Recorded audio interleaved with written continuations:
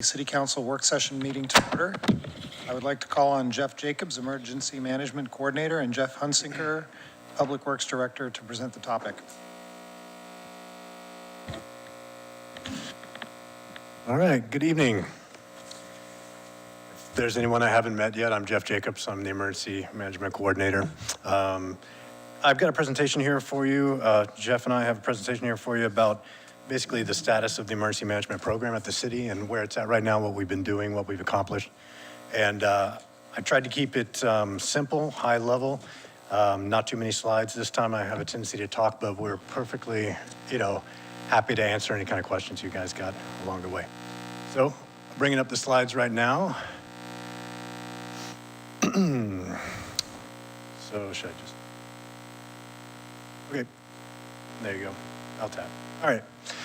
So today's topics, I broke it down into just 4 topics for you. We'll do an executive summary, basically like what is this presentation about? And then we'll go into, I've got basically a slide for each of the types of plans that we've created for the city. And then kind of a status, a more detailed look at the status of the readiness of the city. And that includes the plans, but it includes the entire program really. And then what we're looking forward to in the future. All right, so executive summary, just kind of an overview of the entire presentation here. Where did we come from? Where did this start? February 2003 was the federal mandate, which was Homeland Security Policy Directive 5, which kind of started this whole effort at the federal level to get all cities, counties, states on the same page with the National Incident Management System. That's a kind of a starting point and it trickled down from there. If you look at the timeline on the slides for you, it kind of basically comes down from the federal level, adopted National Incident Management System. The state then adopted their version of that, or they adopted the policy to use that, I should say. And then it trickles down to the county, and the county also started incorporating the National Incident Management Plan and the Incident Command System into their own plans. And then that leads down to the city of McMinnville. So in November of 2021, the city received ARPA funding, which is basically disaster funding from the federal government, and that's what paid for my position. So just to be clear, my position up until this point has not, depending on how you look at it, has not really cost the city anything out of its own coffers, because the ARPA funding had paid for 100% of my salary. We also, as soon as, or as I was being hired at that time, there was a grant that was secured for the writing of an emergency operations plan. So I oversaw the hiring and the development of the plan, or the hiring of a contractor, and then worked with the contractor, Stacy Burr, to develop an emergency operations plan in conjunction with the city leadership. So that a plan is not, an emergency operations plan is like a high-level plan. I'll talk about it here in another slide, but basically it's not something that I would write by myself. This is something that is a kind of a team effort. But in any case, using ARPA funding and that grant, we started the process of creating our own emergency operations plan and an emergency kind of preparedness program, because less than a year later, that was when the fire department left and became the fire district. Formerly, that type of planning and preparation had been handled by the fire department, so as they separated, we needed to kind of take that over. And so that's what I've been doing since I was hired in 2003. It's kind of fleshing out the plan, fleshing out the program, and working with contractor and with the city leadership to develop the different plans at the different levels that we will talk about here just in a minute. Okay, moving on. So executive summary, where are we at with the program? We're in a good spot.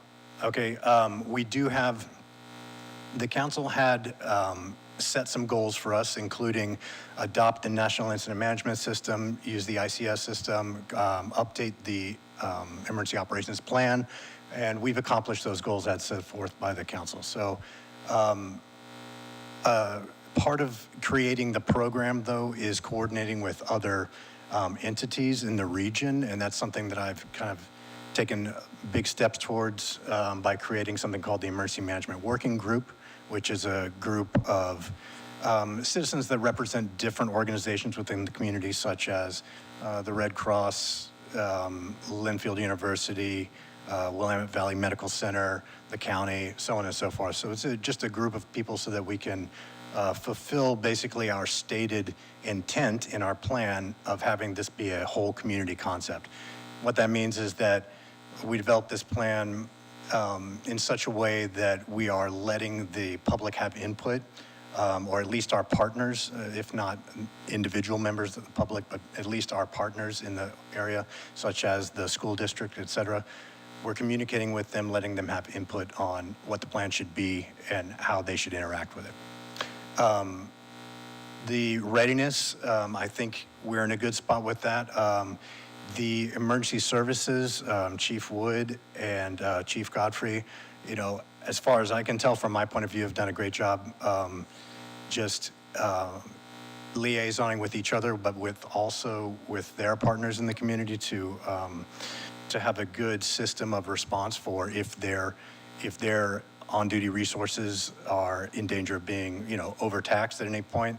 We've seen that in a couple of incidents since I've been here, and I thought they did an excellent job, just for what it's worth. The reason I mention that is because I did get questions at the time when we had the incident where the propane tank was struck by a car. There were some questions for me at that time about, hey, what about the Emergency Operations Center? What about the Emergency Operations Plan? Like, what does that have to do with this? And just to clarify on that point, the Emergency Operations Center is something that we're still training to stand up in case of emergency. But the idea is that it's a group of people representing the different departments in the city that come together to provide the incident commander with resources in the event that we have an incident that has overwhelmed our existing resources and agreements. Okay, that incident that we had with the propane tank, we were able to, the chiefs were able to exercise their intergovernmental agreements and other memorandums of understanding to get the resources they needed from the local partners and handle the situation. So it did not rise to the level that we would have activated the Emergency Operations Center. So again, I think they did an excellent job, and we're on track with getting trained up to help them out if it were to be a larger sort of an incident. And then, yeah, over the past 2.5 years, we have created these plans that I'll go through one by one briefly to make in such a way that we are compliant with the National Incident Management System, which is something that the council stated was a priority for them, and for good reason, because that opens us up to grant funding availability and such, right? So overall, like I said, I think we're in a great spot. Let's get into each one of the plans here that I worked on with the team, starting with the big one. So to explain these plans we're going to talk about, they vary in scope. So your emergency operations plan is the broadest scope. It's a general plan. It talks about how we're going to organize and how we're going to liaise with other organizations, what sort of command system we'll use, how the council should, or how we view the city management interacting with the council and such. It's a broad overview of a lot of things. It's a broad scope. The next plans, the next kind of level of plan are the annexes to the emergency operations plan. So there are some annexes that we'll include in the basic plan, and there's some annexes that we have developed that are separate, okay? And basically the annexes are that mid-level of a scope. So an annex will be specific to a type of action, like let's say recovery. We've got a recovery annex in the plan. And it's specific to, okay, after the incident is over, how do we see ourselves organizing the recovery operations for an incident, right? The other type of incident annex would be specific to a type of incident. So we have incident annex for earthquake, for instance, right? And it's specifically in an earthquake, how do we think our response might look different than in a different type of emergency?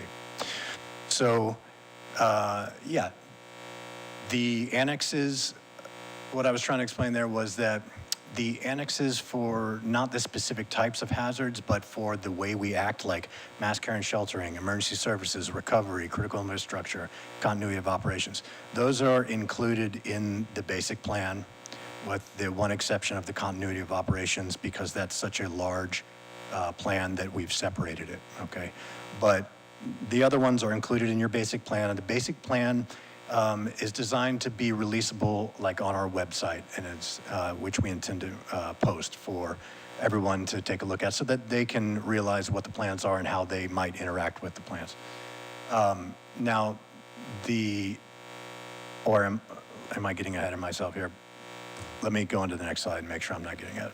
Okay, so so the incident annexes, like I said, there's two types, right? There's the type that are separate and they're the type that are included. I may have just misstated which one's included. I'm sorry. The ones that are included are the hazard specifics. The ones that are not included are that list right there. So I'm sorry if I said that backwards too. Okay, so the hazard specific annexes are all included under section 11. I believe we gave handouts to all of the counselors there. If you're interested in following along with any of this, please feel free. Did we not? Okay. Not for that part. Okay.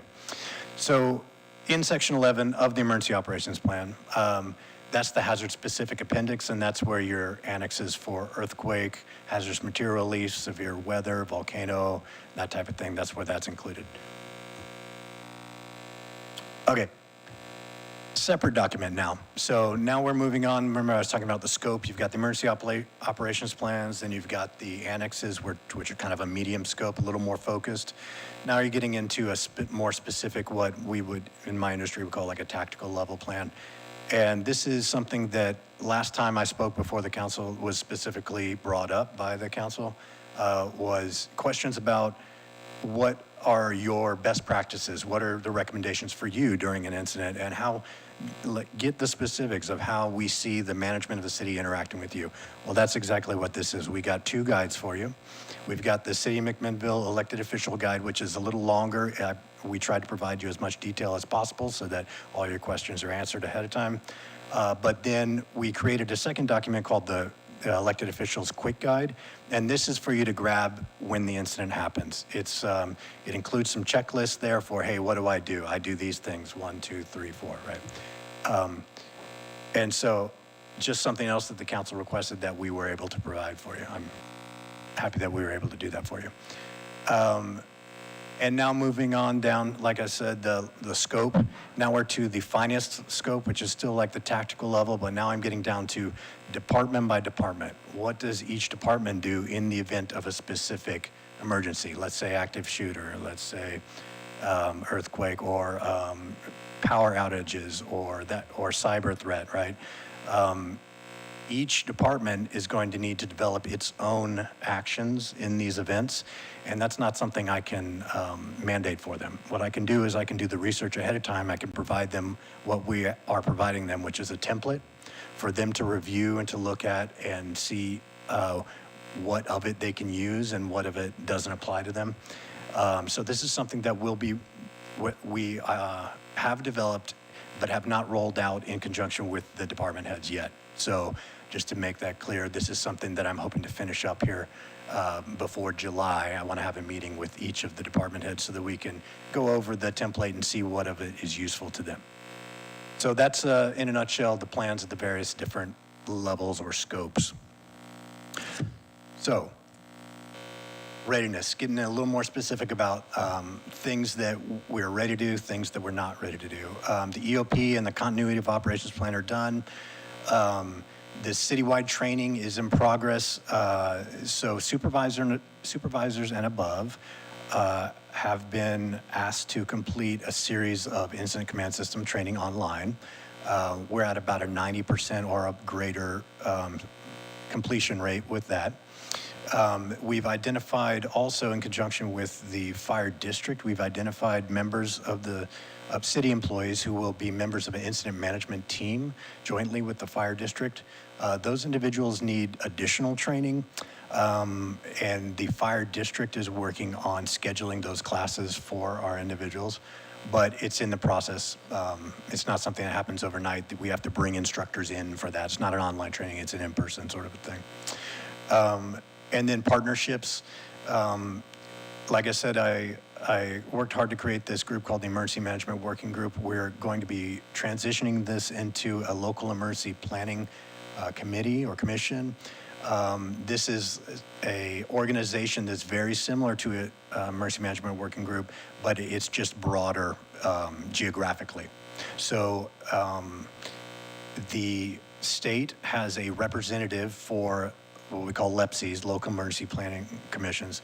The state has a representative, and they're going to come in and basically guide us through this process, but we'll be transitioning that emergency management working group into a local emergency planning commission or committee. So our strategic partnerships are strong and growing. I've been working with I do want to mention the Willamette Valley Medical Center and also the McMinnville School District have been very good partners with the city. And we've been working with them on some specific projects. Reunification after an incident at school has been one project we're helping them with. So our strategic partnerships are strong. And then the command center. So we do have a good facility over here at the police department next door for our emergency operations center. It's got all the technology and such that we need. I've talking to Scott Burke, I believe we have what we need to function in the case of an emergency over there. As far as the resiliency of the facility and the power and the rest of the infrastructure. However, our alternate facility, it's a little less capable. It's currently identified as the wastewater treatment facility conference room. And the reason it had prior to me being here, it had been designated as the fire department. But that doesn't exactly work because the two are right next door to each other. And if there's a major incident that affects one, it will probably affect the other. So we made the decision during the planning process to move the alternate facility over to the wastewater treatment facility, but it just has, it doesn't have all the infrastructure and technology that the primary location has. So room for improvement, but still very satisfactory on that point. Okay, now I'm looking at capabilities that are more in the development stage here. Let's see. We need to test the EOP. So I've got a slide for this here in a couple of slides, but in a month or so, we have a tabletop exercise planned, and this is where the department heads will get to pull out the emergency operation plan during a controlled scenario, and they'll see how the plan is designed to work, and they'll be able to provide additional feedback. Just a caveat on that, they've all seen it before. They've seen the plan before because they had input in creating it. But yeah, we're going to test it. That still needs to happen. Critical infrastructure mapping. So I've been working in the background with our Public Works Department, but also loosely with Mac Water and Light and the county to develop two things: a critical facilities list and a resource list.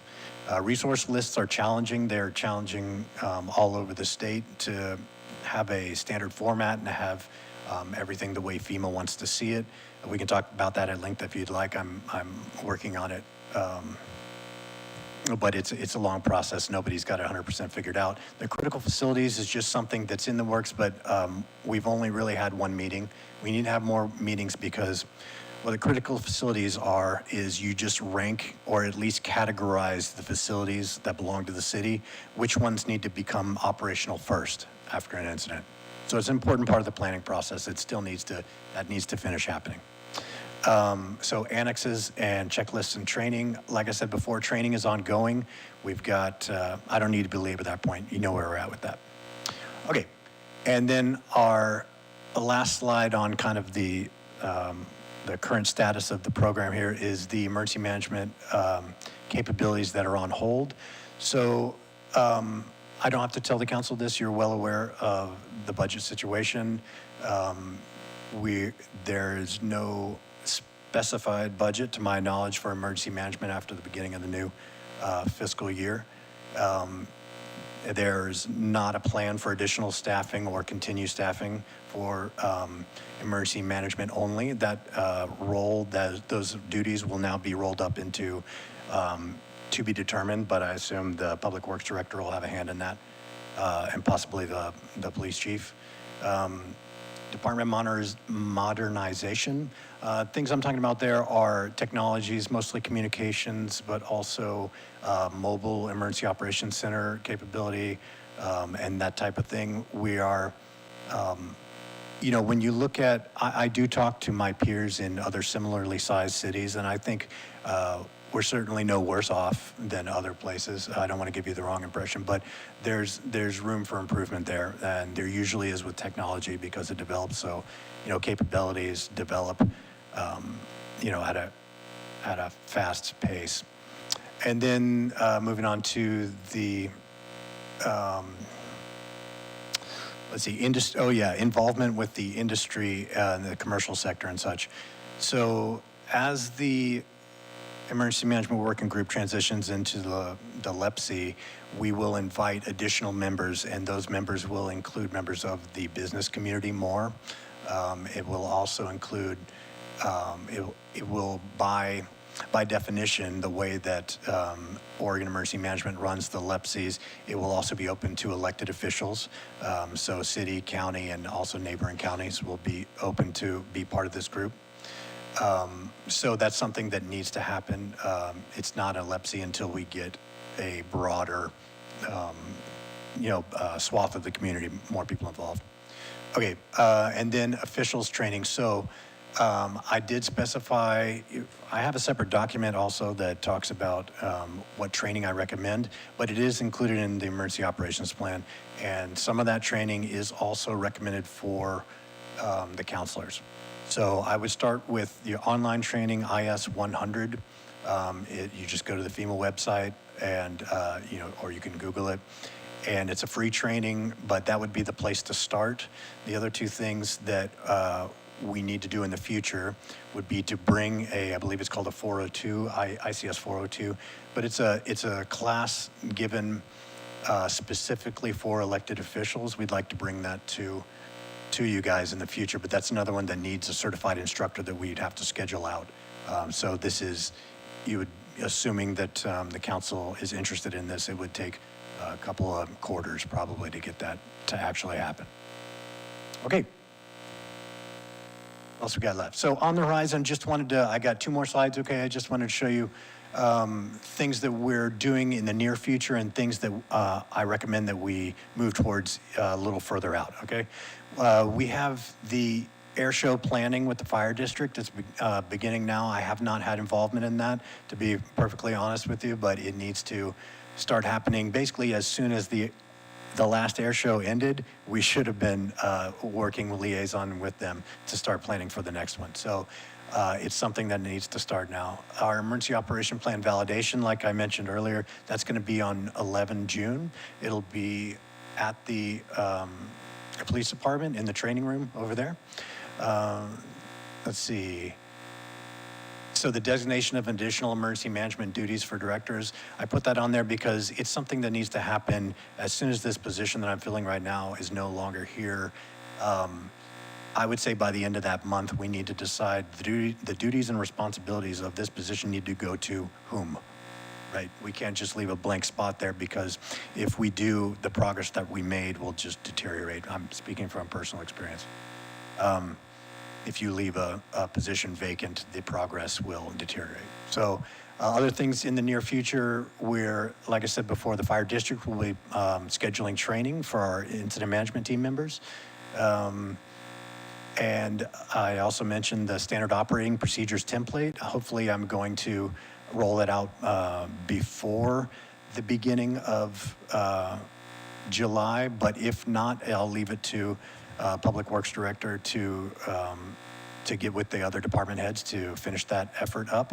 The LEPC will be converting this quarter, so we'll have one final meeting of the Emergency Management Working Group, at which point we'll transition it to the LEPC.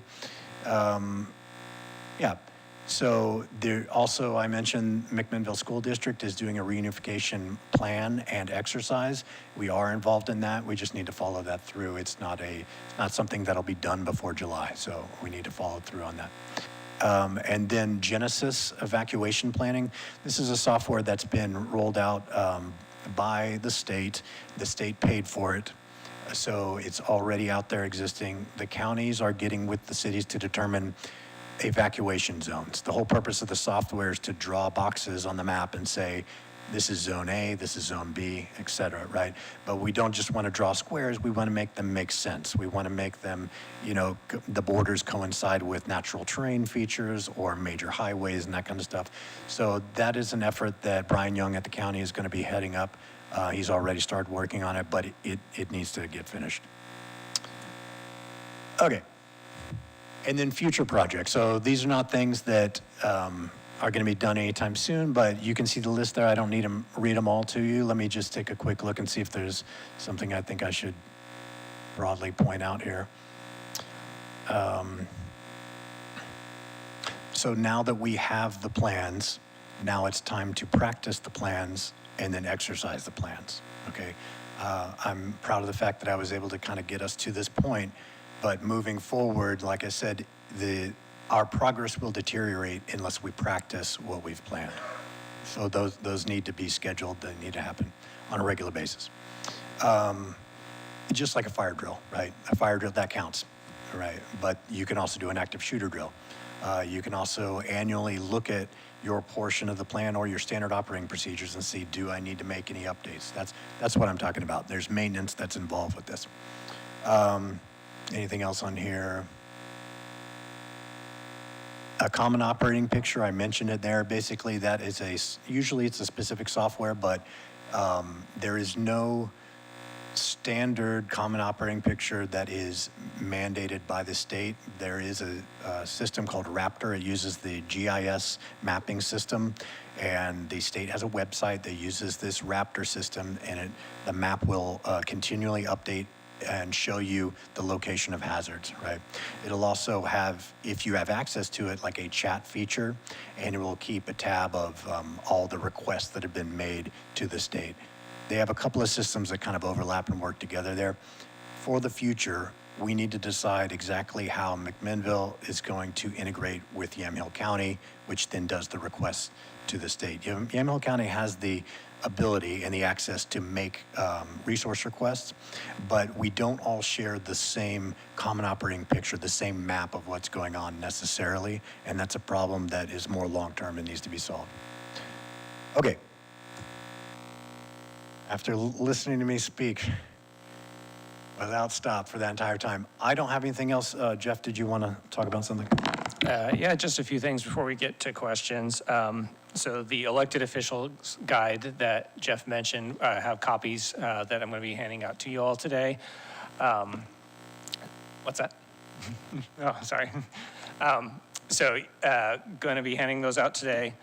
So you have those to help kind of focus you on what is the council's duties in an emergency and how that works. The emergency operations plan, like Jeff said, is completed. We're going to do this exercise. If there's any last small changes, we'll make them at that time. But then we'll put it onto the city website for everybody to have access to. If counselors want copies of that whole plan, just talk with the city manager. We'll make sure to get you hard copies of that, but it'll be on the city website as well. So at this time, myself, I'm not recommending that we adopt the entire plan. We don't have to. The council, the way the policy was written in the past was the policy to go to the NIM system and then just make updates as we go was already done, so we don't have to do a full adoption. If there's desire to still adopt it's a significant upgrade, but it is just an update. The council and the city manager can make the decision. We can bring it to council for adoption. The biggest benefit to that is there's one type of grant that does require adoption by the council, but most of the others don't require it, and it's just an operating plan that we use as staff. as Jeff mentioned, we're going to be kind of transitioning into a new phase where myself and Chief Wood are going to be working together on the emergency management and who covers what. We wanted to get through budget to make sure that that position was going to be funded before we had a lot of discussions on that. So he and I will be working together with the city manager to make sure we know who's covering what. But next year's focus is mostly going to be on that IMT training and making sure we have staff ready to go that can staff an emergency operations center. And then finally, I just want to give a big thank you to Jeff Jacobs for coming in here. He did all this work while working part-time. He was still full-time with the Guard, and now he's full-time with Marion County, working in their emergency management team there. So he's not going away. I still can get access to him. So he'll always be a resource for the city. But want to give him a big thank you. He started 2 months before I did, so we kind of went through this process together of taking on emergency management and public works. And I'm really happy we were able to get done what the council's goals were with that and a couple extra things and do it in a pretty cost-effective way. So just want to give a big thank you to him for that. And with that, we can turn it over to the council for any questions you all may have. Councilors, any questions? Councilor Benner. Thank you. I think that it's pretty amazing that you've taken all this time to get this wonderful document. And I guess the only thing I would having been part of organizations where the document sits on a bookshelf and it never gets looked at again, it's only going to be effective if we can train to it. And I know that there's no budget for that, but I hate to see this just get stale on a shelf. So I encourage you to do whatever you can to do exercises and get people familiar with it. And, you know, if there's a disaster and that's the first time it comes off the shelf, that's not going to be effective. Thank you. Yeah, thanks. Yeah, Jeff Jacobs, let me be clear. Yeah, thank you for your service and thank you for what you've done for the community here to create a plan and do so under a basically one-man team. So I appreciate that. And your last day is July something, you said? Yeah, as of the new fiscal, the position will continue, so Okay. July 1. Yeah. That makes sense, okay. Do you think you'll be able to wrap this up before then? I do. There are that one slide with the ongoing projects. Some of those may linger for Jeff to finish up, but most of it will be done, yeah. I mean, the plans are done. Nothing to worry about there. I had a question on the upcoming project slide. I don't know if you want to go back to that one or not. Looks like bullet point number 6. It says transition to the LEPC with involvement of business and elected officials.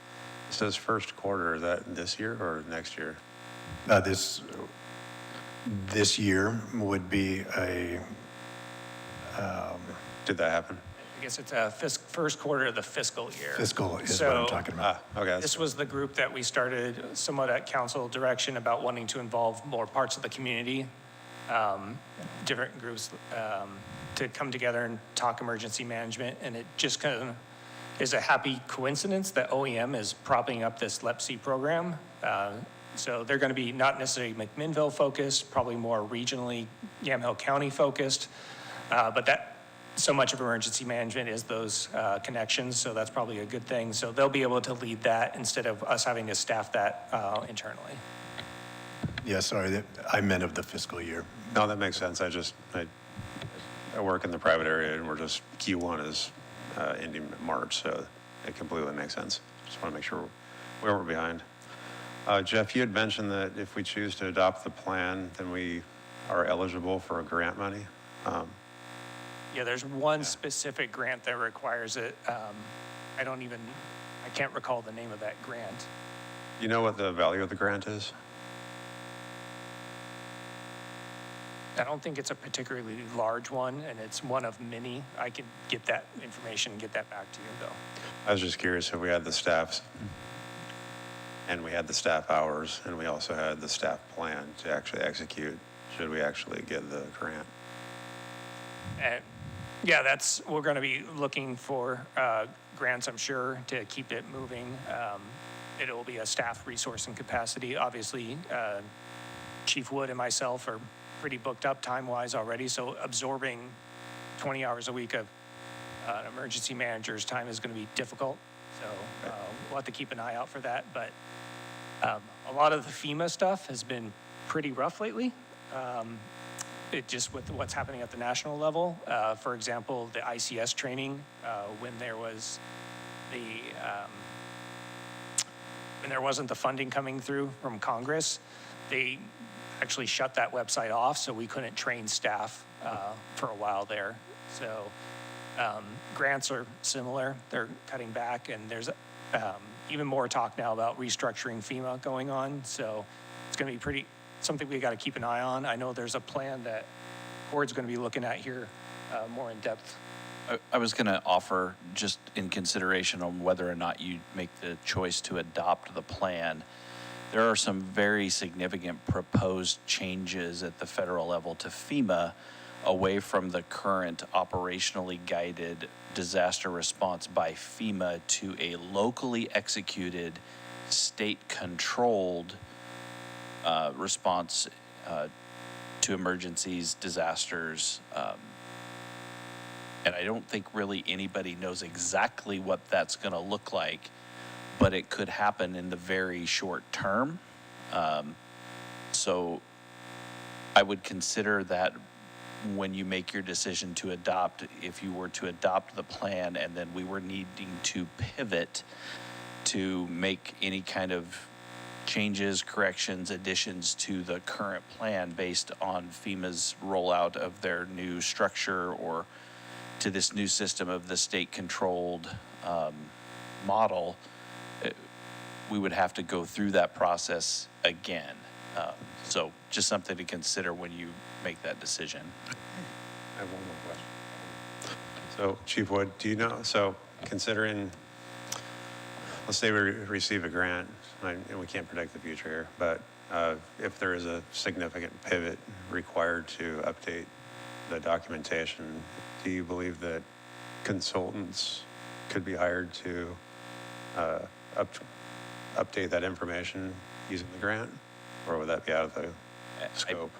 I'm not sure how to answer that. It just assumes some things that I don't know at the moment. I guess my question is, could we bring Jeff Jacobs back if necessary to update the documentation? Should it change significantly? Yeah, I don't know the answer to that. Okay, thank you. I will say Jeff and I have been talking about some potential for, he's looking at, starting up maybe an LLC type situation where we might be able to get access to him again in the future. Obviously, with Marion County, we could always try to coordinate with them with some kind of IGA in addition, but he's not going away completely. Sir? Thank you, Council President. First, I'd like to say thank you very much for doing this. When I ran in 2020, this was a topic of great concern for me. Cascadia event is a real possibility in the very near future or long future. Nobody knows exactly when, and it seemed like we didn't have really anything in place for our community. I didn't know what I was supposed to do. I didn't know what anybody was supposed to do in the case of an emergency. So I'm grateful that we have something now to work with. I think that it was high time for the city to have that rather than have it siloed in each department. So thank you, thank you, thank you. You used the acronym OEM in the midst of this, which has always been Original Equipment Manufacturer in my line of work. What does that stand for? Office of Emergency Management. So it's the State Department here in Oregon for emergency management. It's their version of FEMA. Thank you. I appreciate that. I'm sure the IT guy to my right over here probably totally understood why I got confused by that. It didn't seem like it fit.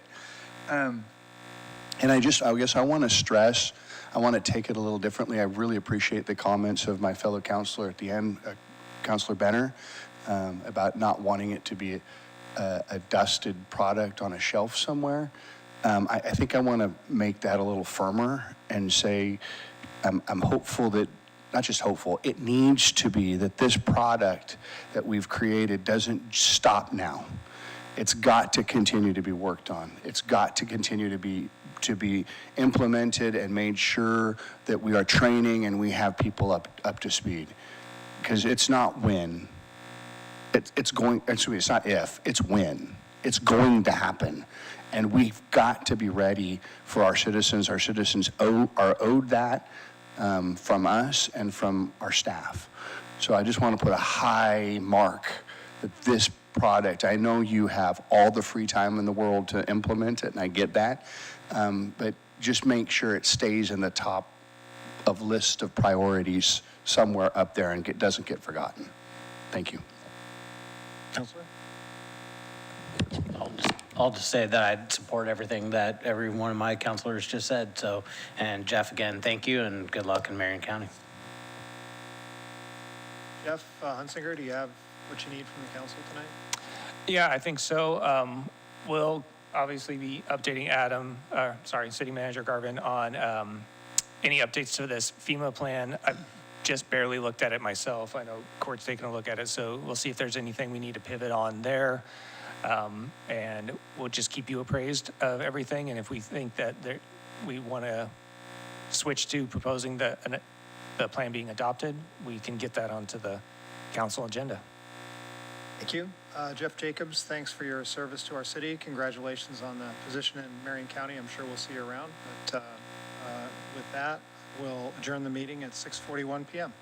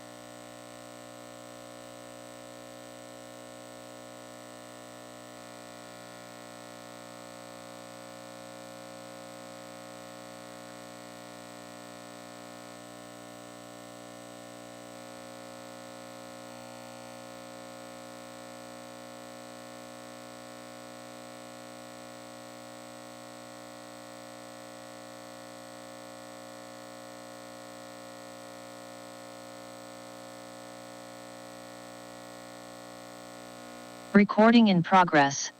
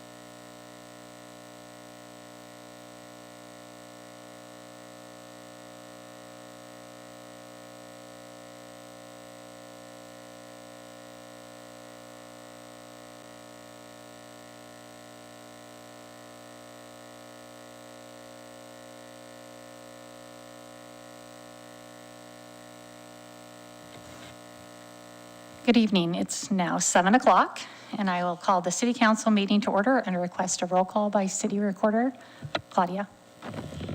Councilor Benner? Here. Councilor Cunningham? Here. Councilor Tukolsky? Present. Councilor Chenoweth? Here. Councilor Geary is absent this evening. Council President Peralta? Here. And Mayor Morris. Here. Councilor Geary is on his way. Okay, if you're able to stand, I'd like to ask you to stand, and I'll lead you in the pledge.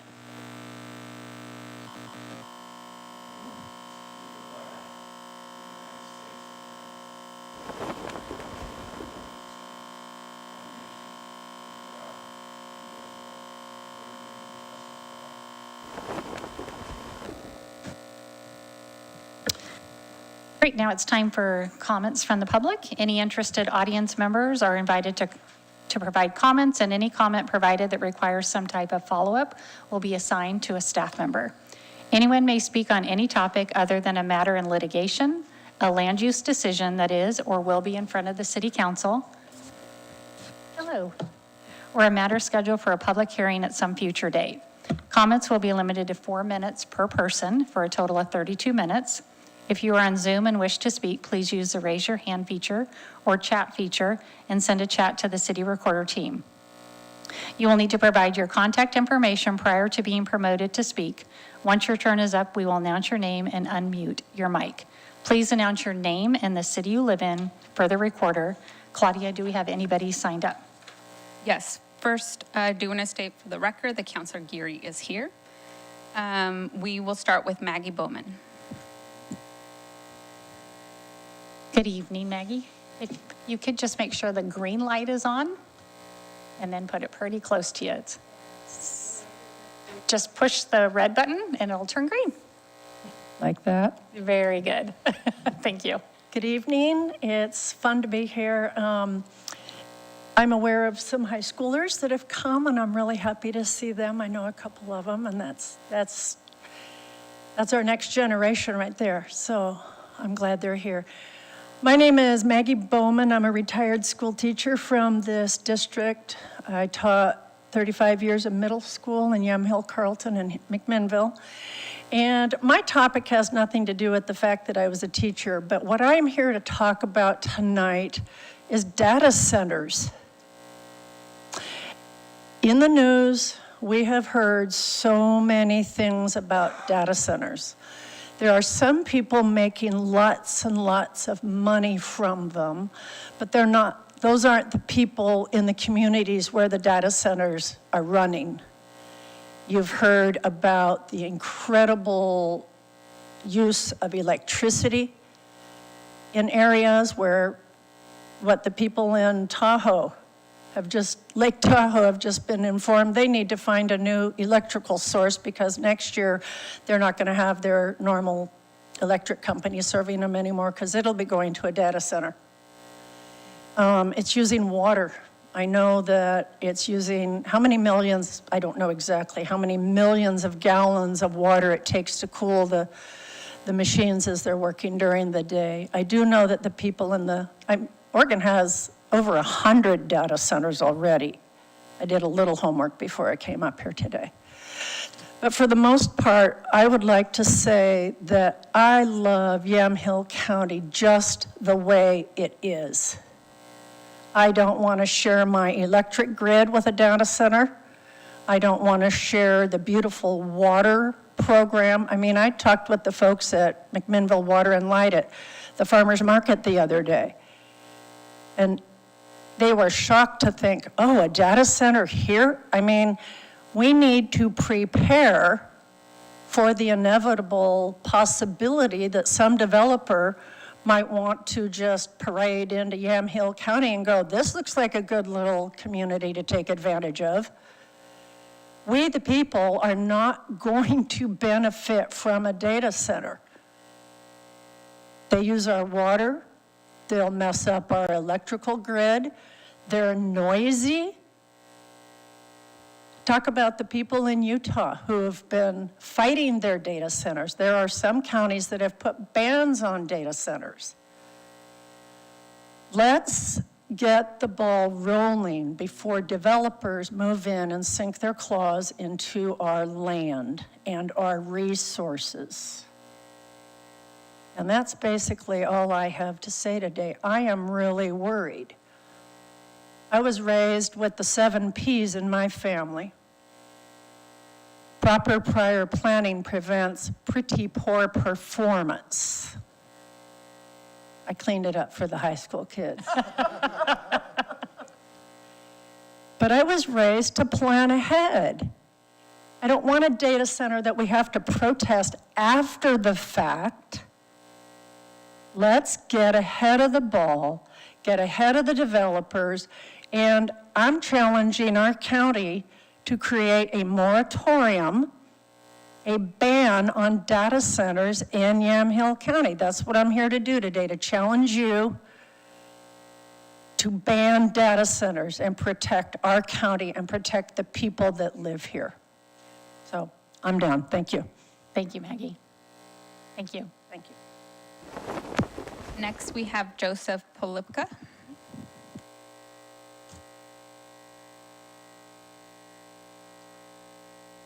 Welcome. Hello, here we go. Hello, Council and Mayor Morris. We live in a time and place in history where our most fetishized public service that a city provides is policing.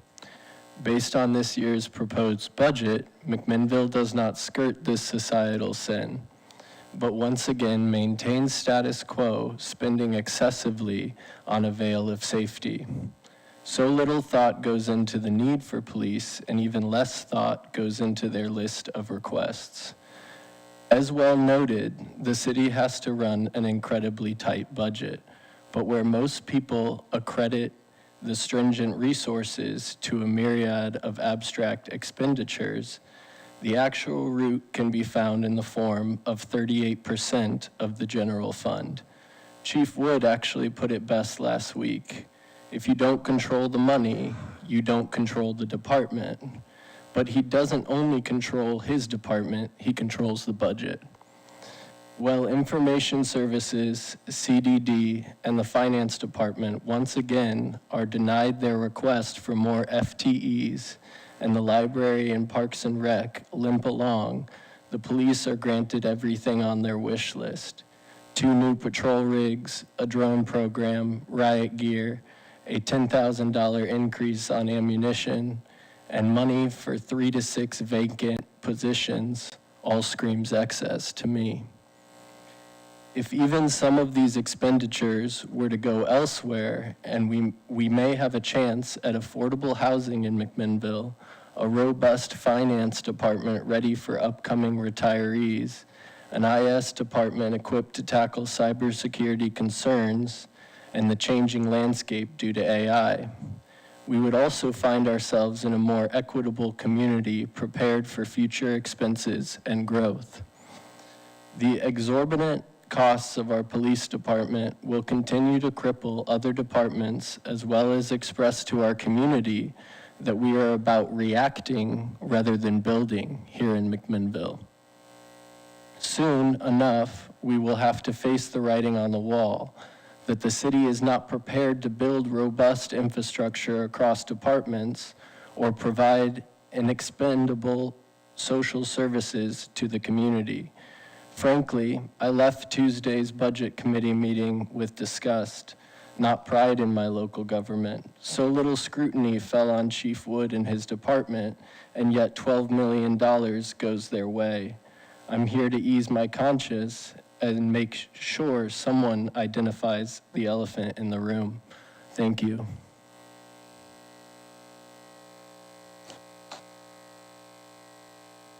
That's everyone that signed up. All right. And nobody on Zoom or phone? Okay, well, thank you. Now we're going to move on to our public hearing. We have a public hearing to consider resolution number 2026-29, a resolution establishing a revised sanitary sewer user fees and repealing resolution 2025-09. You can find it on page 17 through 33 of the packet. Does any counselor need to declare a potential or actual conflict of interest or recuse themselves regarding this topic? Okay, I'd like to call on Eric Grimstad. Oh gosh, your first time. Wastewater Services Manager, and Geoff Hunsaker, our Public Works Director, to give a presentation on the topic. Good evening.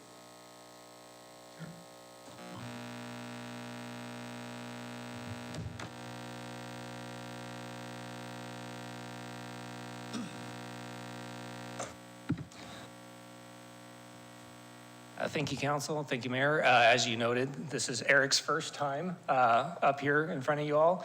With Lee's retirement a couple months ago, Eric's been taking on the management of our wastewater services group and been doing a great job.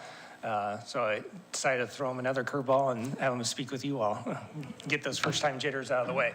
So with that, we have a presentation tonight as part of this public hearing, and we'll go ahead and jump right into it. Great. Thanks, Jeff. Good evening, Council and Mayor. Tonight, staff is requesting an approval of a 4% increase to the sanitary sewer user fees scheduled to go into effect July 1, 2026. This increase is needed to keep pace with rising operational costs to maintain reliable wastewater service. This increase is focused on day-to-day operations and maintenance. It does not fund major capital projects, but it does allow us to continue funding that capital account by roughly $5 to $6 million a year. Looking over our recent rate history, the city did not increase rates in 2021 or 22 out of sensitivity to ratepayers during COVID-19. In 2022, the city completed a wastewater rate study that recommended annual increases of 2.5%, which were implemented in 2023, 24, and 25. That, as the chart shows, an additional 1% was added in 2023 and 24 to cover the city's franchise fee. That portion of the revenue goes to the general fund and does not support wastewater operations. This next slide compares the original 2022 projections with our current budget. As you can see, revenues are matching very closely with what we projected back in 2022, and then costs for staff have come in slightly below projections, mostly due to retirements and staffing changes. The primary cost pressures have been on operations and maintenance, materials and services. Items like chemicals, fuels, utilities, replacement parts, and contracted maintenance services needed to keep the plant operating reliably have gone up in price.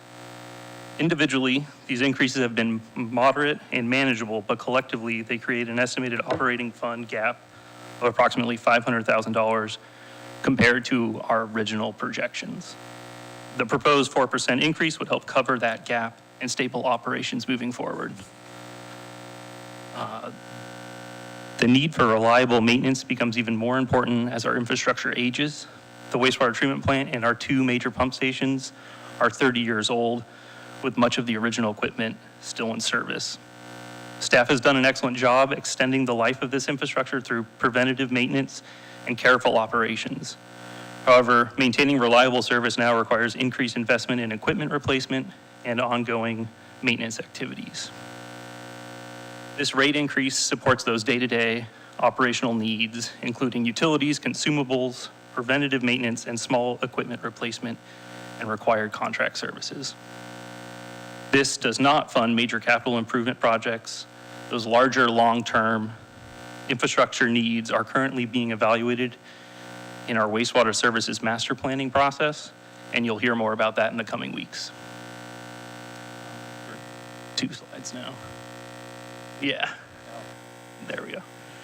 So in summary, staff is requesting approval of Resolution 2026-29, adopting a 4% increase to the sanitary sewer user fee schedule to go into effect July 1, 2026.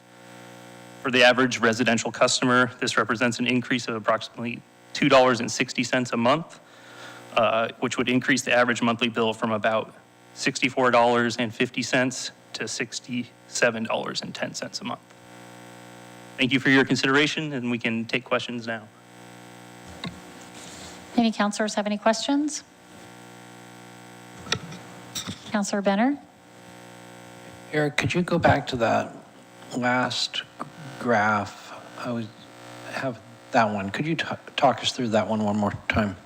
Yeah, so on the left side there is our rate revenue projected for this year versus what we thought we were going to get in 2022.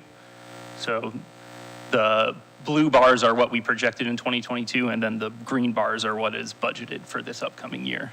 And so Deb Gallardi is our consultant who helps us make all these decisions. And so her projections back in 2022 are pretty spot on for items like the rate revenue, the wages and benefits, and then kind of like our transfers out to IS or engineering, and then some of our other costs like the fees Water and Light has for us.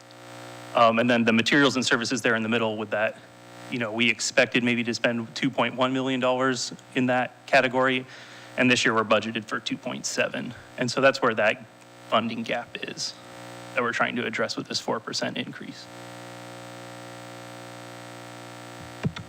Follow-up question, is that inflation or just the age of the whole apparatus catching up with us? It's a combination of all of those things. So we've definitely seen a bit of inflation with some of our materials and supplies, like chemicals have gone up 40% since 2022.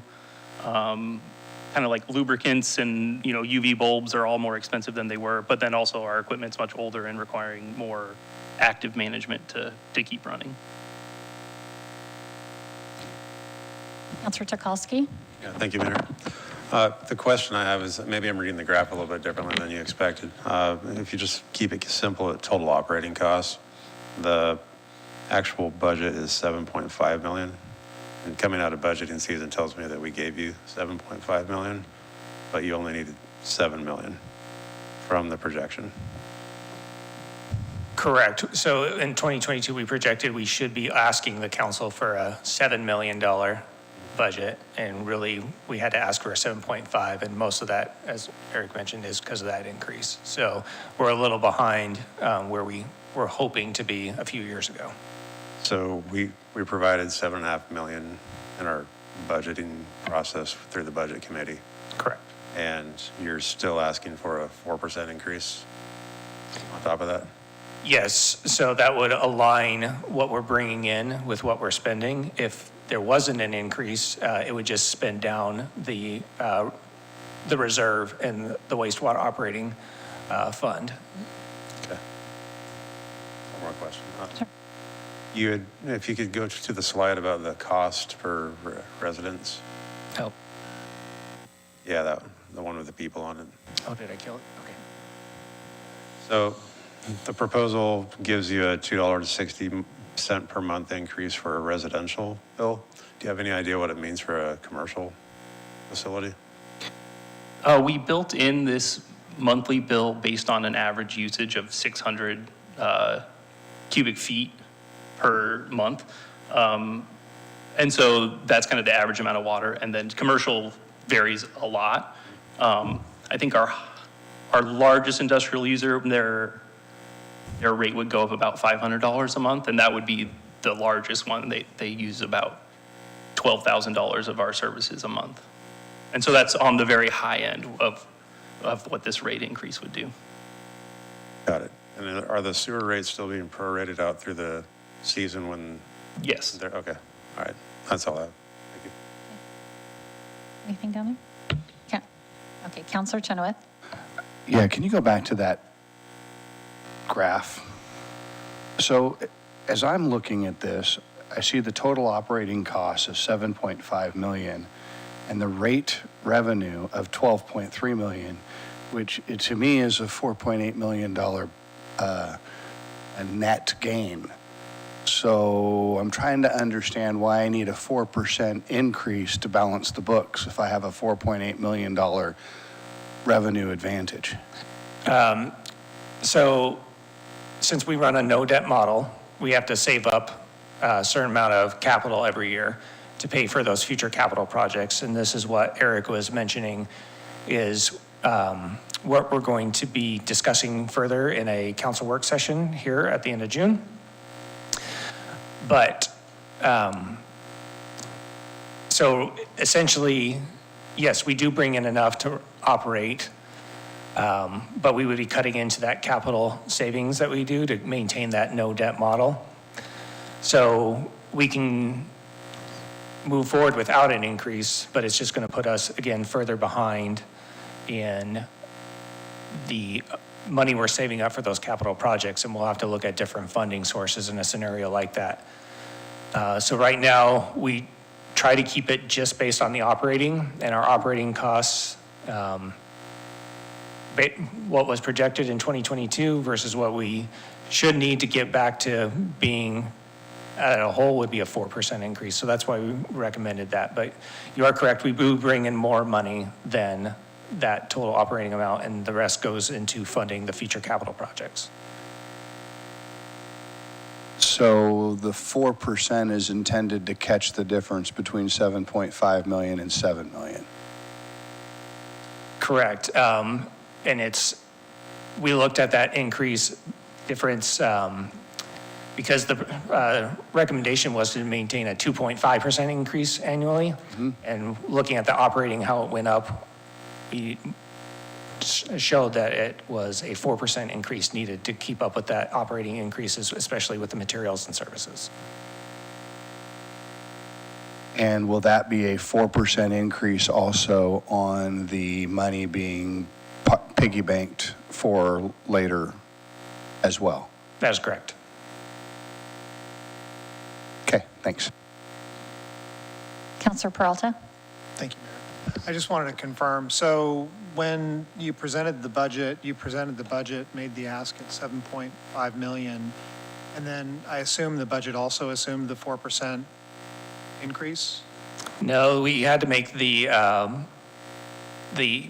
budget increase based on the 2.5%, which is what we knew in February. So this information of going to a 4% is newer information that's come up from our work on the overall rate and SDC study that Deb Ghilardi's doing as part of the wastewater master plan work. Okay, so then to clarify, you built the budget assuming at least a 2.5% increase? Correct. And based on the information you gathered working on the budget, you realized 2.5% is not what you need. You need 4 if you're going to maintain the model that you're operating under in terms of future capital needs. Correct. Any other counselors have questions? Counselor Cunningham? Yeah, do you have a general idea of what those capital needs are and the total amounts? They're very significant, and there's a lot of policy discussion still to be had there. That's really a decision for the council. As part of the wastewater master plan work, our consultant identified around $300 million in improvements, but that's doing everything. And so we're going to have to discuss with council what funding models look like to fund something like that. That's what our consultant, Deb Ghilardi, is doing right now. And then we'll talk through different scenarios. If we do no change, minimal change, whatever it might be. But that would be, 300 million is around what you would need to be able to do everything that's been identified. And I'm guessing we're going to have some priority discussions quite a bit with the council in June. And I believe, as I'm looking at it here in the packet, table 2 in the packet, page 22, looks like you actually have lined out about $75 million of capital projects that kind of are, I don't know if they're earmarked, but is maybe the most consequential for us. So the 75 million is more based on a carrying forward of what was done for the last master plan. So the master plan has been updated in some time. And we've completed all but one of the projects on there. So we know we have a significant amount of projects, and we're kind of just carrying forward that capital model right now. So the last master plan, when it was adopted, identified $60 million worth of projects. And so with the increases, it kind of looks at, okay, your 20-year moving forward is that 75 million, but that's where we know that it's going to be going up for that capital increase. And just one more. Okay. And so our increases have followed the 2.5 since 2023, with 21 and 22. Do any of those have any, I mean, there might be correlation to CPI, but that's not how we actually figure out what our... Correct. We don't do indexing for utility rates. The council has to adopt them each time. We can't kind of set it up to automatically increase like you can with a fee structure for like development fees. Okay, because just doing a quick little bit of research, since 2021, we would have seen a 22.3% CPI increase, whereas right now we're sitting at about 7.5 for that wastewater for the increases. Yeah. Yeah, thank you. Council Peralta? Thank you, Mayor. The chart on page 24 is titled Forecast Rate Revenue Requirements and Wastewater Fund Balance. But I believe that's the operating revenue, not the fund balance. How much is you said we have somewhere between 75 million and 300 million in capital projects. What's the actual fund balance? So the overall actual fund balance for wastewater right now, if you combine the operating fund as well as the capital fund, is roughly 33 million. And then there's an additional close to 5 million in debt payback from the general fund that needs to occur over the next few years. I'm going to look over at the finance director to make sure I didn't misspeak there. Okay, so yeah, that's roughly what it is right now. There's 33 million in there, but there'll be another 5 million that gets paid back from the general fund over the next few years. So at the higher end, 38 million in money set aside, but somewhere between 60 to 75 to 300 million in capital needs. That's correct, and that's all of our reserves, so not just the capital reserve, but the reserve for just running our system. So similar to general fund, we want to see at least a 2-month reserve to cover our costs in a fund like this. And if we were to do the 4%, and I'm sure I can see the numbers in here, but what would the increment gain be for that year? Meaning, I assume you're setting it more aside into the... If it's 4% versus 2.5, I believe the number that was identified is about 425,000 additional. Is that correct? Yeah, yeah, that's correct, yeah. Thank you. Any other counselors have any questions? Counselor Tukalski? Yeah, thank you. Question I had was, have we explored any kind of federal funding at all? I'm assuming that you have, or what's the status on that? Because it's hard to maintain this with just taxpayer dollars. Are there other options? So for operating, federal funding really doesn't exist out there. You kind of have to handle it yourself. So getting additional money for operating costs is pretty slim. Usually with things like going after maybe appropriations or grants, they usually are tied to something specific like growth or projects that that kind of sell well at the federal level. So for something like our operating, it's very unlikely that you get federal dollars for, but some of our bigger projects we are identifying as we're going to go after federal dollars for those. We have some significant ones in there, but it's not going to cover all of the capital costs that we need. I'm just curious. I mean, Mayor, we have a lobbyist, right? And it seems... We have a state lobbyist. Yeah, state lobbyist. I mean, which obviously can help lobby the federal government as well. I didn't know if that person might be working for that or on the radar. Something to keep in mind. We've kind of talked a little bit about that, but we don't have a lobbyist on. Yeah. Okay. I will say the federal government has put more money into loan programs for capital than they have grants in recent years. So a program like the WIFIA program, which is the Water Infrastructure Financing and Innovation Act, is a program that has been set up by the federal government to help finance the capital side of things, but that still has to be paid back. There's some benefits to how they do it. They have a rate or interest that you still have to pay back on it, but they'll allow you to wait until the project's done before you start that payback. So it gives you time to build up your rates to work it into work those rate increases to cover that borrowed money cost.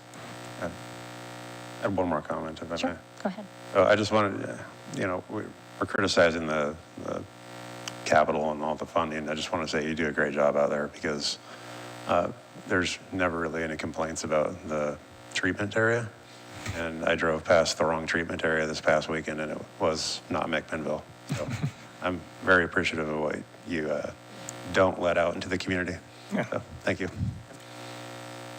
And on that same note, how you've maintained what's out there to get it through to this point and continue. And it looks really good out there. You guys do a great job on the inside and the outside.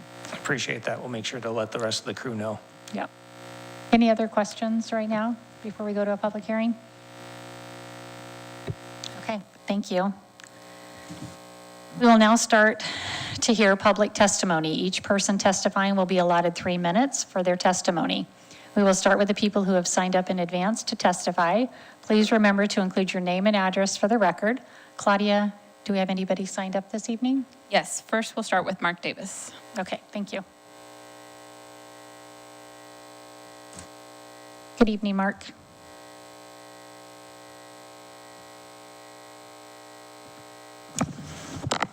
Green. Mark Davis, 652 Southeast Washington Street. Mayor Morris, members of the council. I'm generally supportive of the request. I have 4 issues that I'll deal with briefly. First, I think that this really could wait until this plan, overall plan, because what's really going to drive the rates is the amount of capital, however much the council decides. So I think adding this, $400,000 at this point, when we're talking about tens of millions, is kind of, I would rather see us just stick with the 2.5% that we told the citizens we were going to stick with and go with that. And I'm going to make my usual complaint. I know you've heard this every time that we've had this hearing. I dislike the fact that the customer service charge exceeds the sewer system charge on my bill. I've got it right here in front of me from Water and Light. Last month, $24.57 is my customer service charge, which is basically the overhead.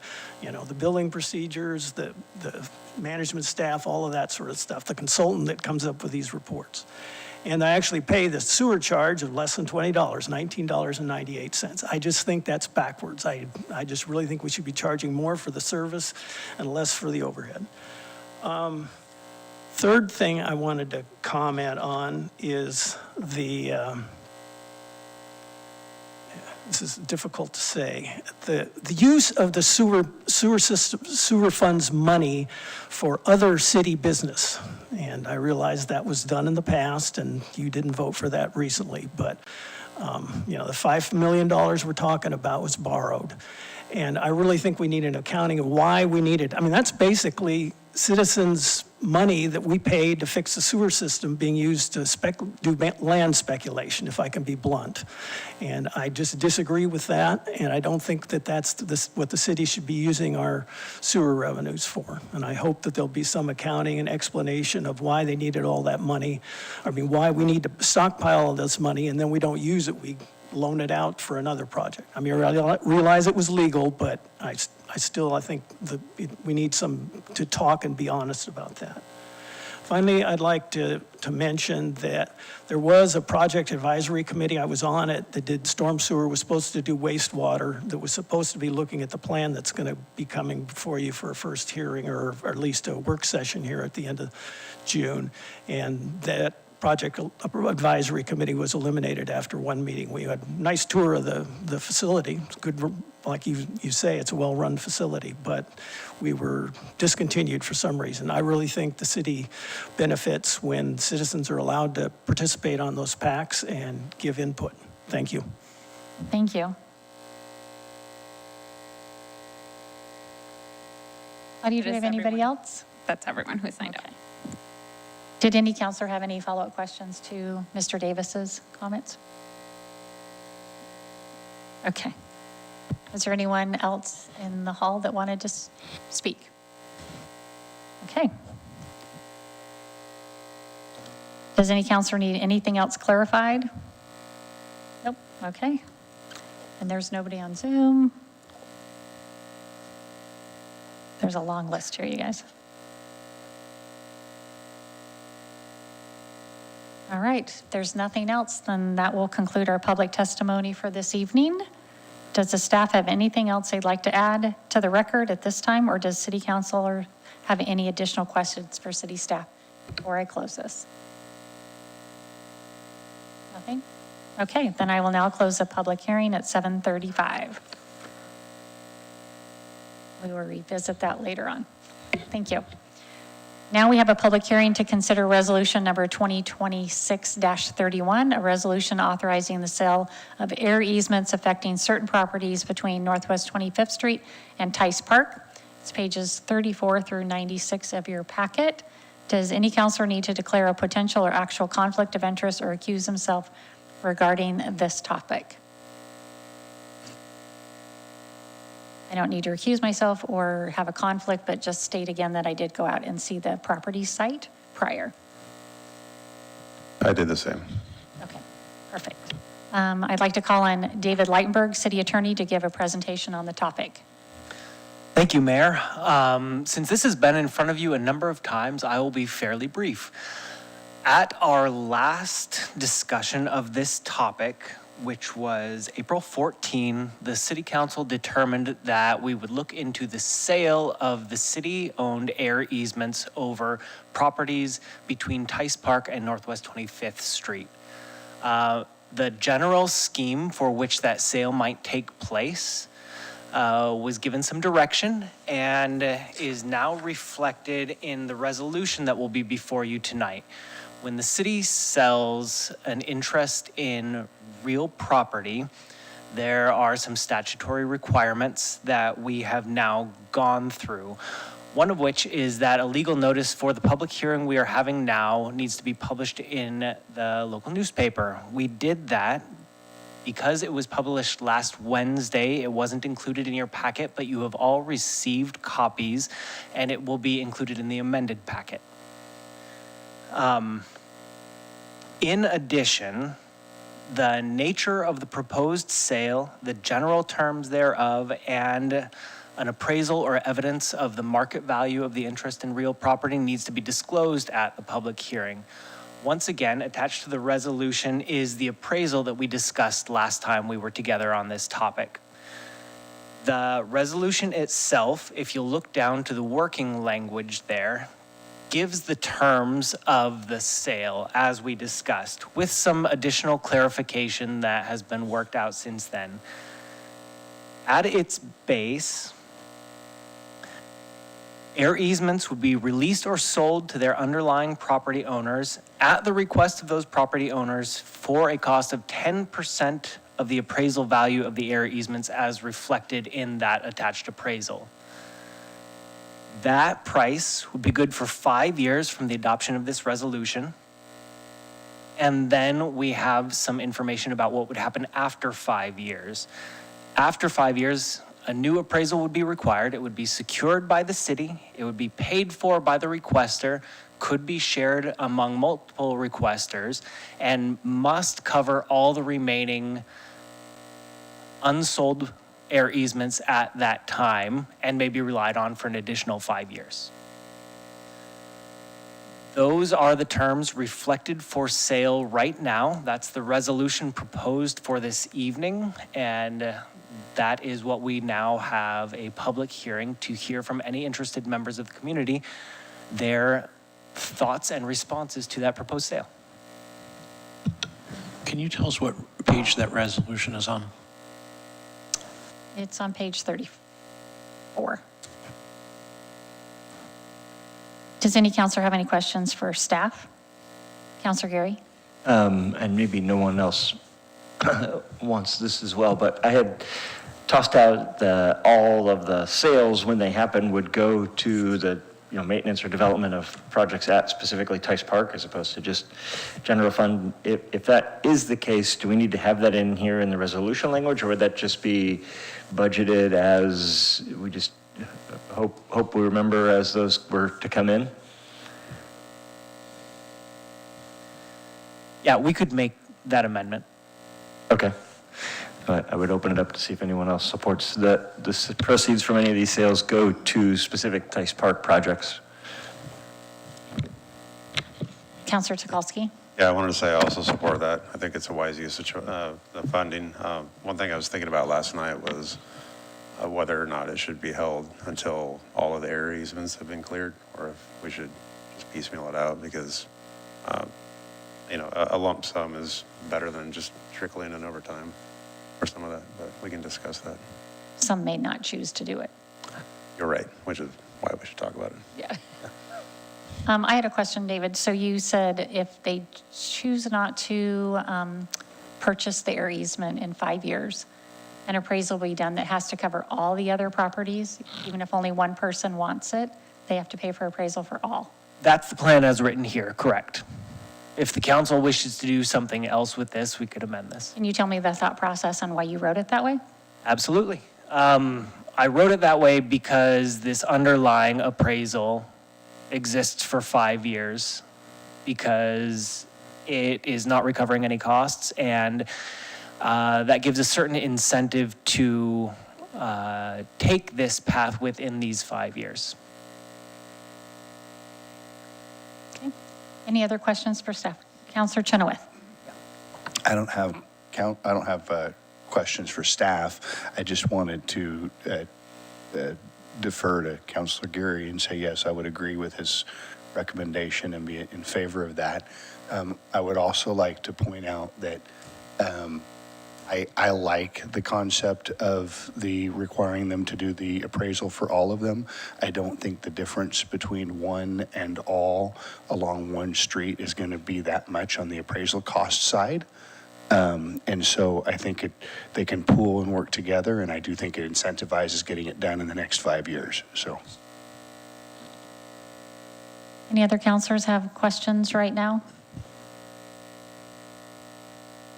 Okay, then we're going to move on to another public hearing. We'll now start the hearing. Each person testifying will be allotted 3 minutes for their testimony. We will start with the people who have signed up in advance to testify. Please remember to include your name and address for the record. Claudia, do we have anybody signed up? No one has signed up. Okay. Is there anybody in Civic Hall that wants to testify tonight? Come on up.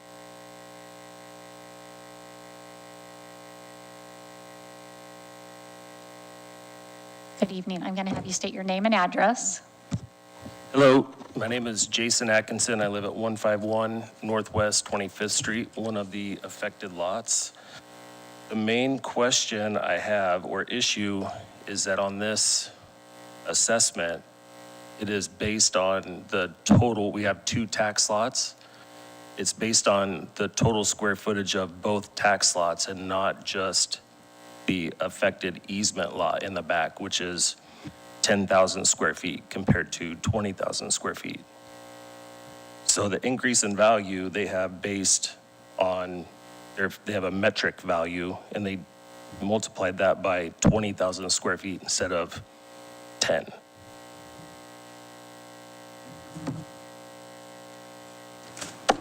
That's my biggest issue, is the value. And they're asking for a 10% of, I guess it would be $86,000 or $83,000 compared to half of that is what it should be. Okay. If I'm looking at it correctly. We'll ask staff when it's time. Thank you. Thank you. Is there anyone else that has, anybody else in Civic Hall that wants to testify? Do we have any follow-up questions to who testified? So can somebody speak to that, how that value is determined?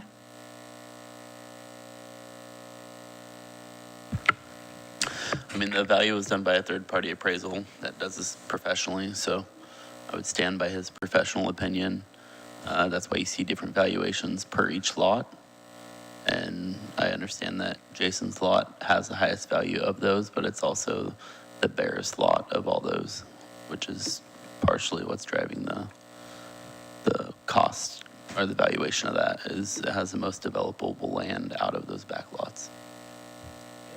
Councilor Geary. The way I read it, and the appraisal language is always a little, they drive what is highest and best use, and from what their spit out analysis of, here's what we think the highest and best use was, the way they listed was sort of both lots joined together and completely redeveloped. So if you work backwards from his highest and best use assumption, I gathered that's why they had looked at both lots together. When you remove the air easement, you could, highest and best use, join those together, have one larger property able to do multiple things on, and then, sell or actualize those assets. So that's how I read that appraisal, based on that both lots versus one.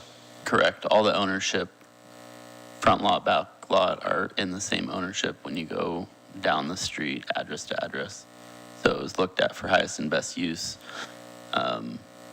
Typically, highest and best use would be building another dwelling back there, an ADU or a home. Most of the people that have approached the city around air easement release are more interested in building shops. Mm-hmm.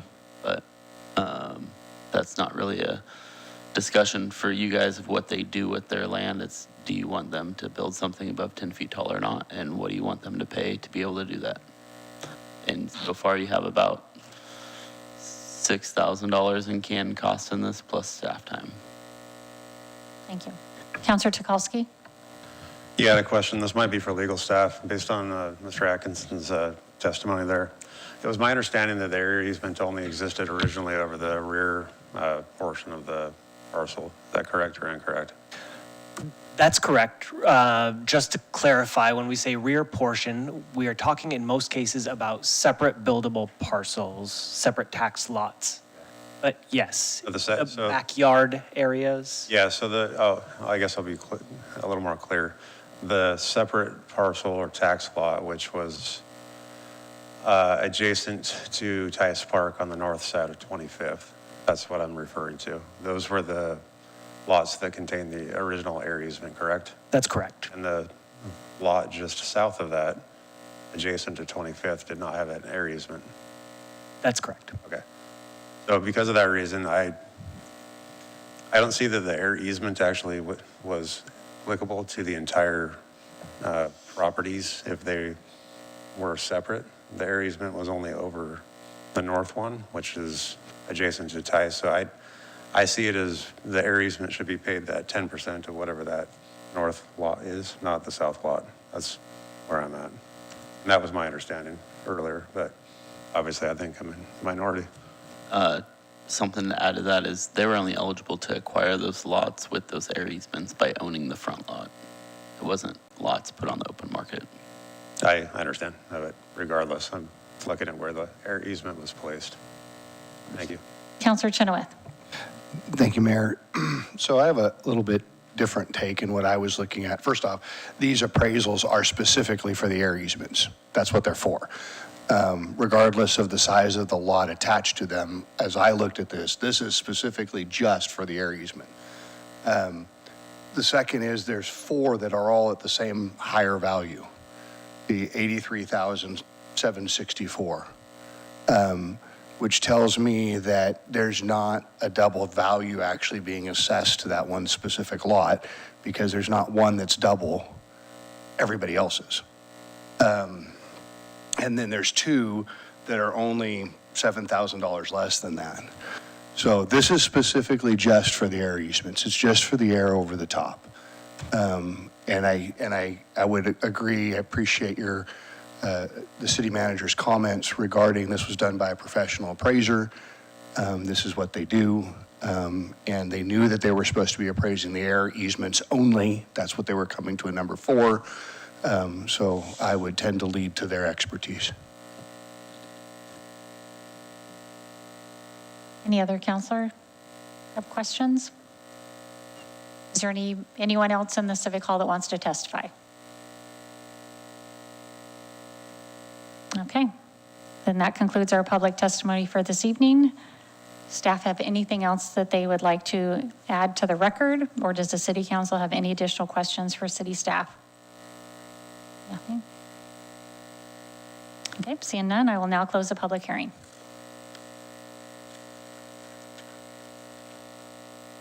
All right, now we're going to go to a resolution. A resolution to consider resolution number 2026-29, a resolution establishing the revised sanitary sewer user fees and repealing resolution 2025-09. So just for the people in the audience, so this was the public testimony that we heard first. We had public testimony. Now we're going to a resolution to discuss it. So I'd like to call on Eric Grimstad, Wastewater Services Manager, and Geoff Hunsaker, Public Works Director, to present. We don't have anything in addition to present for the council. Council have any questions for them? Okay. Any counselor have a motion? I would move to approve Resolution 2026-29. Second. I have a motion from Counselor Geary, a second from Counselor Cunningham. Any further council discussion? Okay, Claudia? Counselor Benner? Aye. Counselor Geary? Aye. Counselor Cunningham? Aye. Counselor Tukolsky? Nay. Counselor Chenoweth? Nay. Council President Peralta? Yes. Resolution number 2026-29 passes by a vote of 4 ayes and 2 nays. Now Now we're going to consider resolution number 2026-30, a resolution adopting findings and exempting from public bidding requirements and authorizing the city manager to enter into a construction contract for the waste WRF, it's what they have here, Headworks Influent Fine Screen Rebuild, Project 2026-4 with the Parkson Corporation. It's page 97 through 120 of the packet. I'd like to call on Kevin Wood, Engineering Program Manager, and Geoff Hunsaker, Public Works Director. Yeah, so this is also Kevin's first time talking with you all, I so was gonna say, that's a new name for me. we have a lot of new blood in Public Works right now. But this is a bit of a different way of contracting, doing public contracting, so we wanted to make sure we kind of give you a quick rundown of it. So I'm going to pass it over to Kevin to kind of give some oral summary of what this resolution has in it. Okay. All right, thank you, Jeff. So the staff report in front of you recommends, like Mayor Morris had mentioned, that we are recommending the City Council approve the resolution to exempt the water reclamation facility Headworks Influent Fine Screen Rebuild project from competitive public bidding requirements and authorize the contract with the Parkson Corporation in the amount of $267,634. So a little bit of background, the existing influent fine screens at the wastewater treatment plant have been operating continuously since 1996 and are now experiencing significant internal wear. Despite the observed wear, the units are still hydraulically and mechanically performing well. And so as stated in the staff report, during the most recent high flow event, the screens successfully handled flows exceeding 35 million gallons per day while maintaining approximately 2 feet of freeboard. Which demonstrates that the units are still adequately sized and function overall. And so rather than fully replacing the screening system, staff are recommending a rebuild using the original equipment manufacturer, Parkson Parts and Parkson Certified Technicians. The proposed rebuild is expected to conservatively extend the service life of the equipment by approximately 10 additional years. However, as Jeff had mentioned, this is considered a major rehabilitation of the existing treatment infrastructure, and the cost of the repair is greater than $100,000. It falls within the competitive bidding requirements for a public improvement described in the ORS 279C.300. And so unless that project is exempted under the ORS 279C.335, and so the legal basis for the exemption in ORS 279C.335 allows a local contract review board, aka the city council, to exempt a public improvement project from competitive bidding if the findings support that doing so is in the public interest. And so the major justification provided in the staff report and further detailed in Exhibit A to the resolution is that the AquaGuard screening system is proprietary equipment. Parkson is the sole source provider of the OEM parts, and using non-OEM components, if available, could create reliability, compatibility, and warranty issues for the equipment. So in addition, we also did publish a notice of proposed exemption from competitive bidding in the Daily Journal of Commerce that's required under the ORS, and we did not receive any requests for public hearing or any comments after the minimum 14-day waiting period. So with that, I turn it over to. And the fiscal impact, it says, is $267,634 and is in your budget. Correct. That's an important part. Yay. Any counselors have any questions? Counselor Chenoweth. I do, but I was waiting to see if Dan was going to do it. He didn't move, so I'll take it. You want to talk about a lawnmower?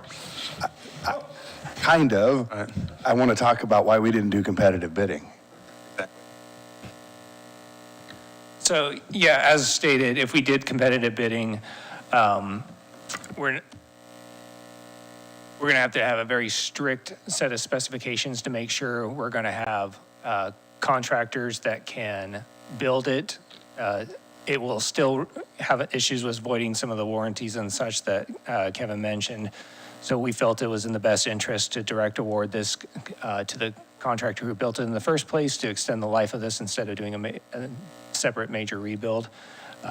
If the council doesn't agree, then we would have to go out for competitive bidding.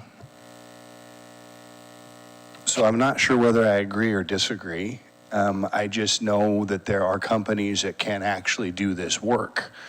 And so I'm trying to understand the rationale as to why we wouldn't put it to bid to see if there is cost savings there that can be obtained when I have a list of 6 different companies that do this work.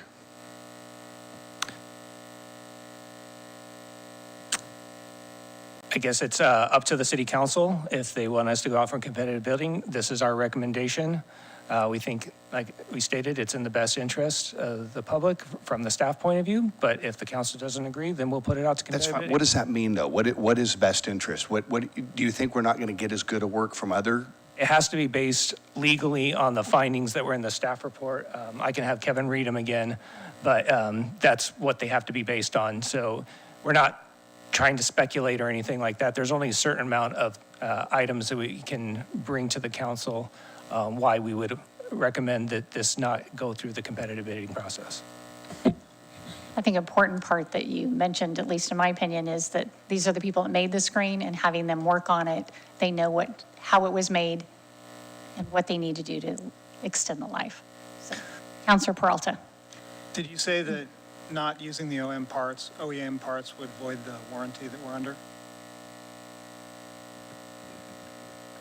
That's correct. So you'd have to be relying then on warranties provided by an outside contractor, and there would be uncertainty in terms of whether or not you'd have to exercise those warranties if the non-OEM parts do end up having issues down the road. So that's something that we wouldn't be able to speculate on. So essentially, it creates a weasel point between the two vendors.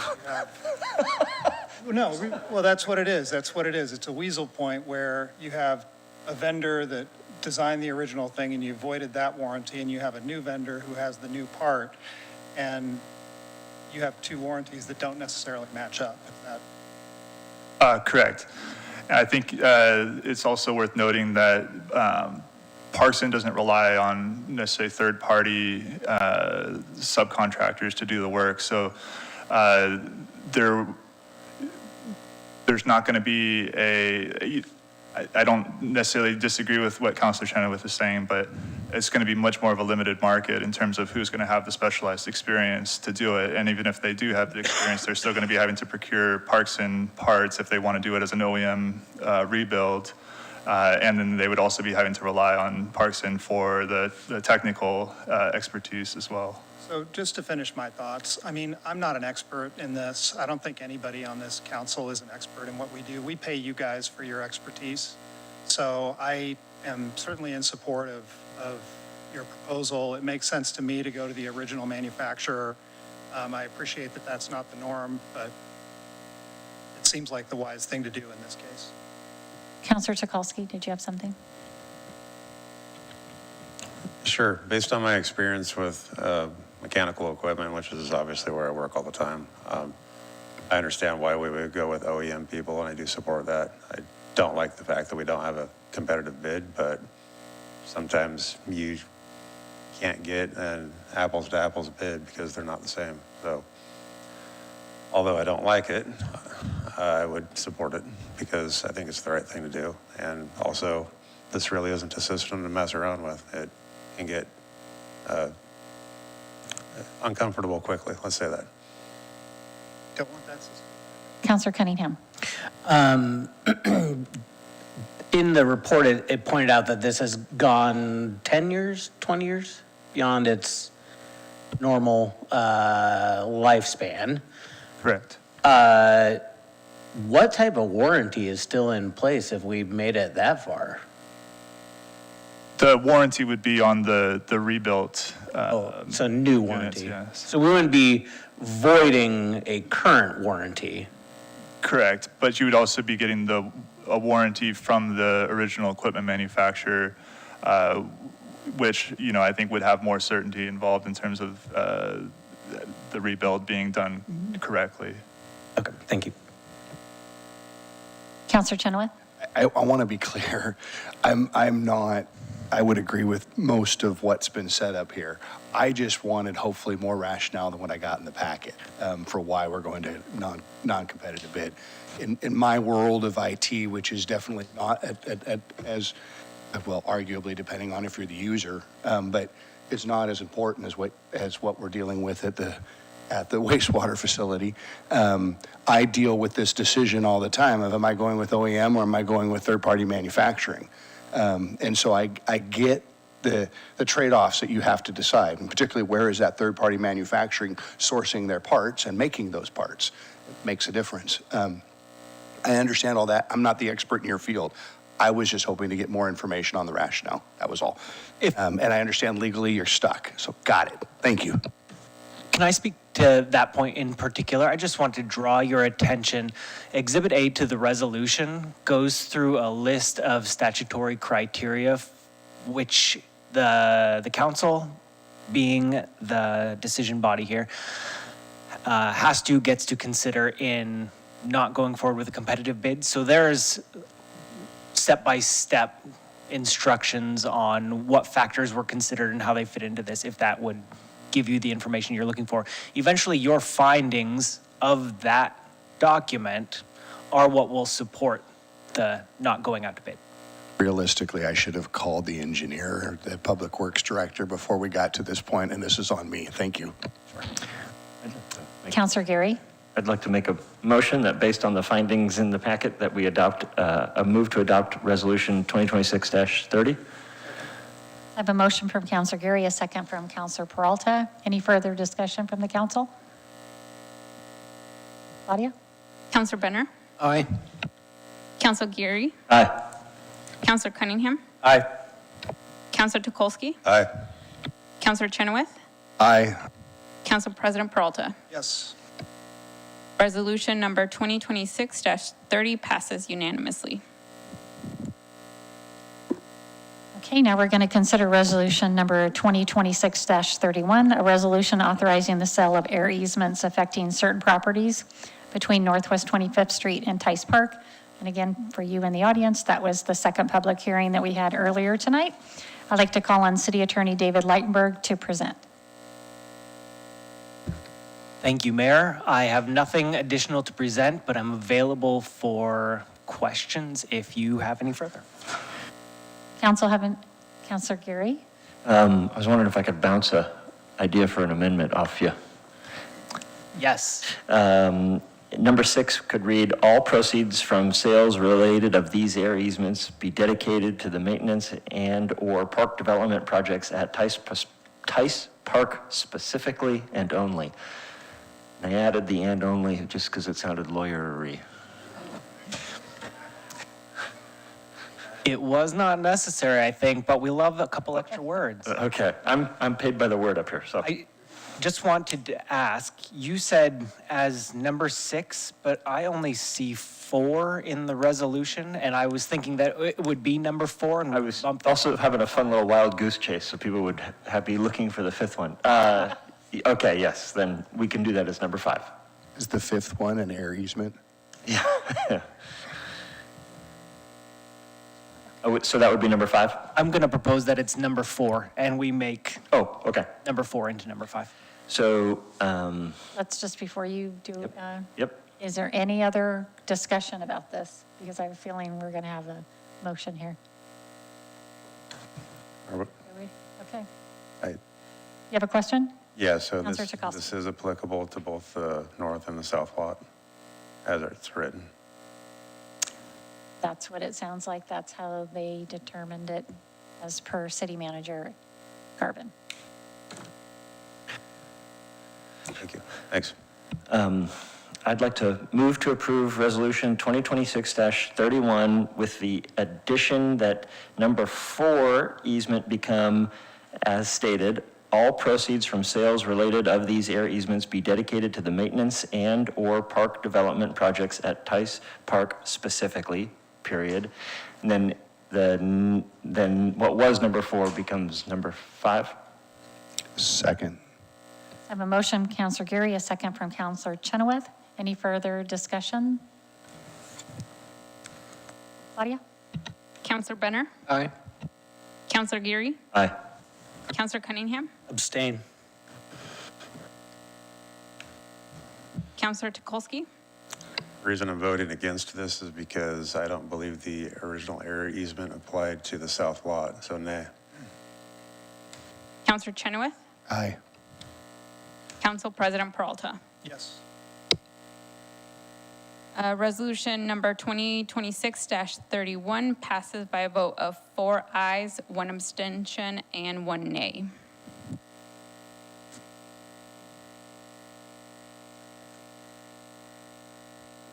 Okay, now we're going to move on to advice and information items. So we're going to have reports from counselors on committees and board assignments and what they've done, and department heads.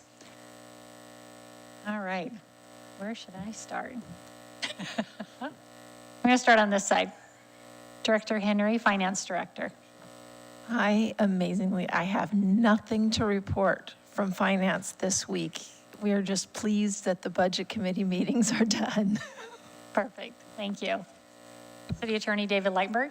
Thank you, Mayor. Just really quickly, one thing I wanted to bring to your attention is you may have heard through the grapevine that the city was involved in some civil action with regard to dogs recently. Once again, Ms. Sandra Atwood brought a writ against the city involving the situation around her dogs more than a year after the first events that brought them to your attention. The city, through the city's contract prosecutors, secured a dismissal of that writ last week. And so that matter should hopefully, once again, be completed. Thank you. Actually, on a totally different matter, our next public meeting I will be attending, but virtually from my ancestral home in Southern California.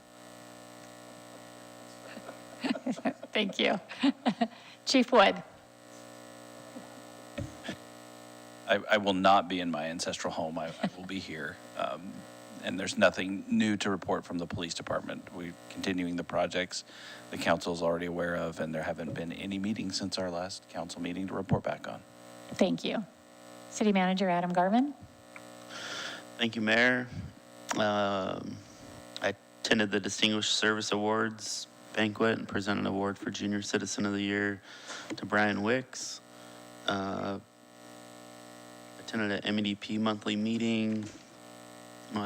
Done quite a bit of work on the Northwest Rubber site DDA and getting closer to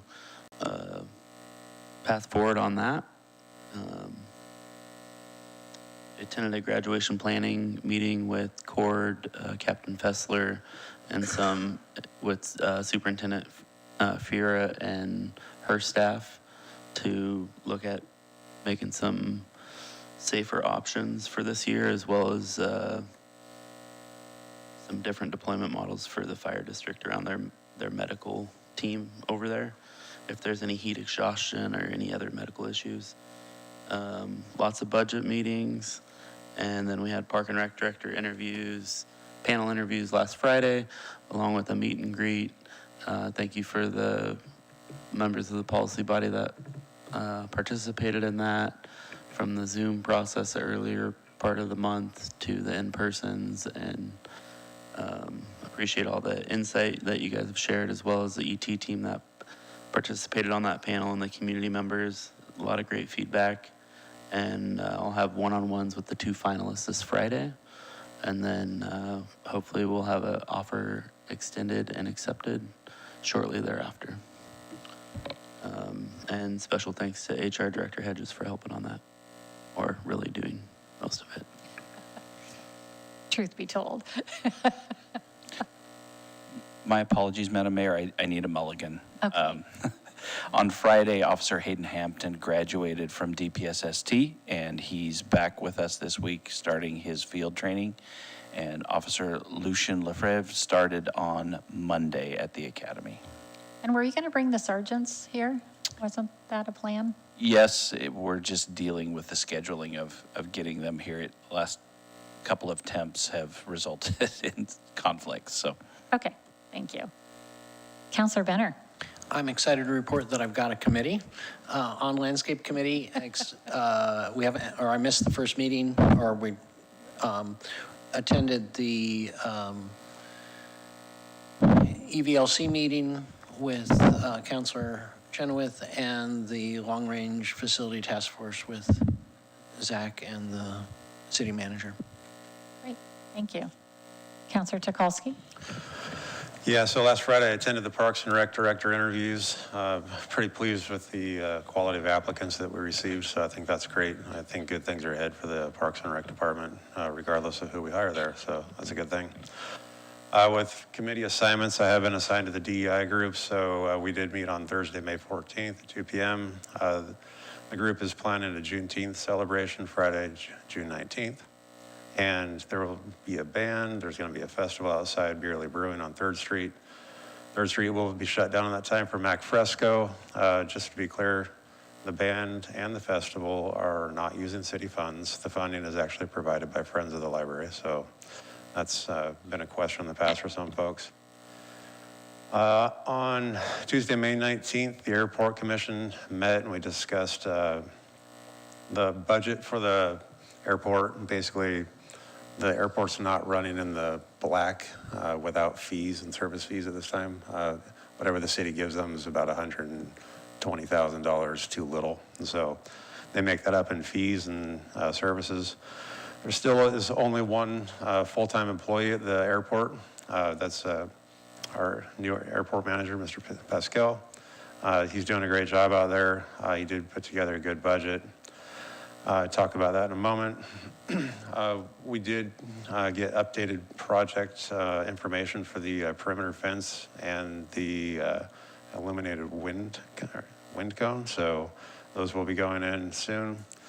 The pot cake hangar has been sold to Weyerhaeuser, and so if everybody remembers a while back, Weyerhaeuser is going to bring in some firefighting Blackhawks. They've done that now, or they're doing that right now. They did actually post 6 job postings for the McMinnville area, looking for 2 Blackhawk pilots, 1 maintenance manager, 1 ground support technician, 1 logistics manager, and 1 Blackhawk mechanic. All of those are rather high-paying jobs. At a minimum, that's another $476,000 of salaries into our community, or upwards of $714, depending on the experience of the people. So, they're great paying jobs for people, so that's a good thing. We also have the airport airfield striping program going into effect, so it's going to be restriped. The U.S. Army Gold Knights parachute team is going to be here June 2nd, 3rd, and 4th. They will be conducting tandem parachute jumps over the airport those days, and upwards of 75 jumps from 7 to 5 p.m. So June 2nd, 2, 3, and 4, if you're interested in seeing the Golden Knights parachute, I'll be out there. Want your government funding at work there. And City Council will be soon receiving the budget from the Airport Commission. Mr. Pascal, our new manager, is actually doing a good job of enacting what the council's asked for in cost recovery. We have a lot of airplanes that land. Even just last week, you'll have jets that land and they drop off people, they land, they pick up people, they continually do so. They don't pay anything to do that. And, it's wear and tear on the airport. It's wear and tear on the paint of the airport. The asphalt itself takes maintenance, and, people that are flying on these things probably won't notice the $168 fee.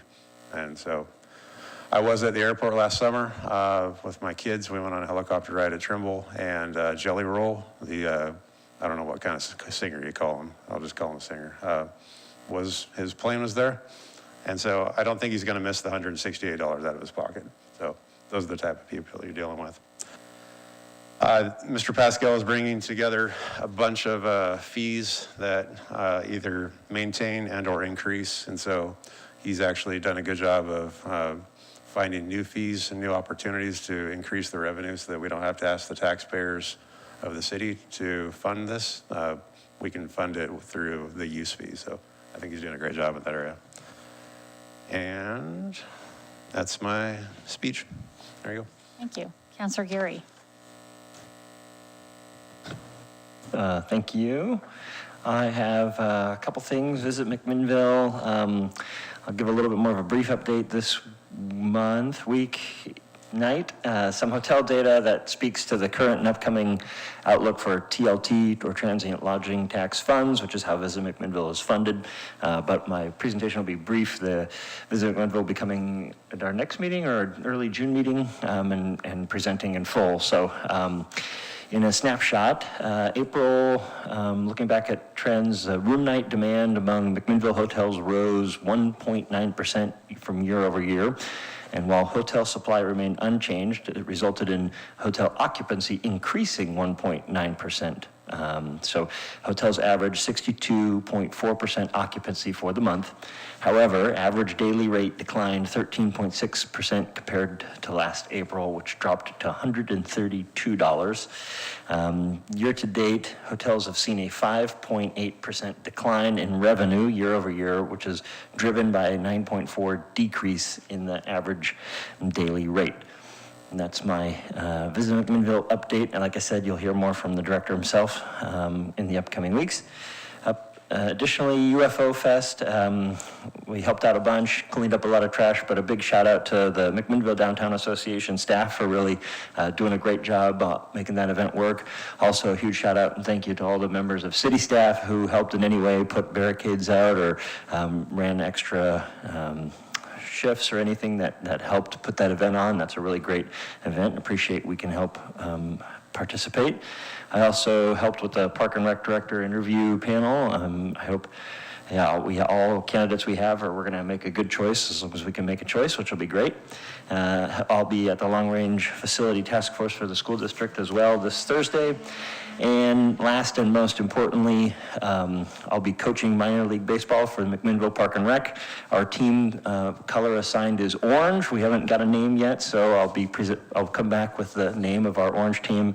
And we got assigned the opening morning game this Saturday, 9:30 a.m. down on the ball fields. So it's going to be a good season. Okay, I also attended the Distinguished Service Awards Banquet, as did City Manager Garvin. It was great to see people honored. That's where Women of the Year, Man of the Year, Junior Citizen, and Farmer of the Year, and Educator. So it's a great thing that they do every year. On the 14th, I also attended the McMinnville Leadership Meeting. On the 15th, as part of the We Care About Kids with the school district, I attended, along with the rest of the board of Love Like Michaelin, the McMinnville High School baseball game, where the proceeds from the concessions all went to support Love Like Michaelin and support its mission of suicide awareness and prevention focused on youth. After the game, I attended the Hillsborough Air Show, along with the representatives of the Chamber of Commerce and Visit McMinnville, to see their Kaboom Night show. The show consists of a huge fireworks show, drones, and aircraft with special lighting. It was damp, but it didn't matter. We all sat outside and watched the excitement with all the crowd. It was a fantastic show, and they're considering bringing it to McMinnville's air show next year. Just a reminder that this year, the air show is August 14th through the 16th, and it will feature the Blue Angels. Mike and I also volunteered at the UFO Festival, and we were parade monitors walking alongside Chief Woods. It was a great parade, and kudos again to Sam and Emily at the MDA and everyone else that volunteered. At this month's Yamhill County Economic Alliance meeting, we discussed opportunity zones and applications. McMinnville has 2 tracks that have been identified that we're going to be applying for, one by the city and one by McMinnville Economic Development Partnership. This encourages developers to invest and do job creation. I had my monthly one-on-one with City Manager Garvin, which I enjoy. Thank you.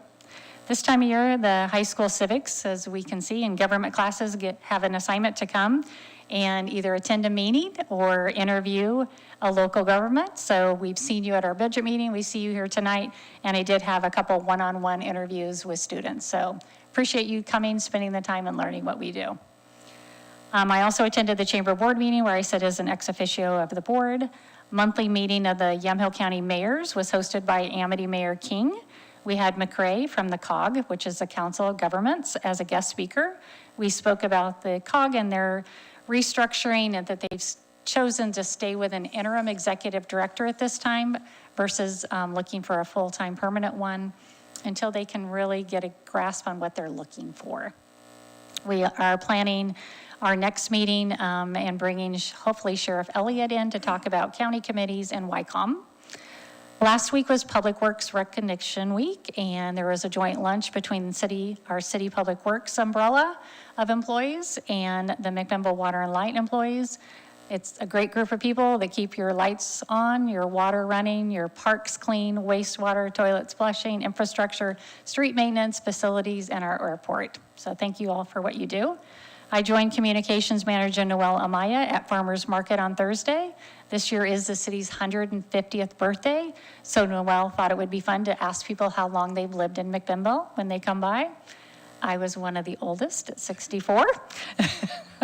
Last Friday, I joined local representatives and staff in the interview process for the new Park and Rec Director. I mimic what Adam Garvin said, as well as Councilor Gary, that we had some great applicants and the interview processes went very well. Thank you, Vicki Hedges. Over 80 people applied this year, which is amazing. Again, today was a committee meeting for the city's 150th birthday. Did business tours with the Chamber of Commerce CEO John Olson, and today I visited Hallmark, Hangry's, Chuck Calvin Ford, Scott's Automotive. One of the things that we heard the most was the concern on the cost of fuel and how that affects parts. And at Scott's Automotive, Chuck Calvin Ford, and Hangry's and Hallmark, they're down like a lot of businesses, but hanging on there and looking for people to come visit them. Tonight was a Water and Light special meeting where we signed the contract to start the construction of Water and Light's new facility. And I missed our work session tonight because I attended the McMinnville Area Community Foundation annual meeting where grants were awarded from the foundation. The foundation has a combined investment of over $4 million that they invest small funds together to raise the most amount of money, and that money goes back to this community. It's an amazing group of people that give back. And the last thing I want to say is I was downtown this last week, and there was an individual on the street that was in a crisis and needed some help, and it was a really good thing to see that the money that the city pays for our COS, which is community outreach services, it worked. They came out, they interacted with the individual and helped them, and I just really felt humbled that the city was able to support that program. That's it.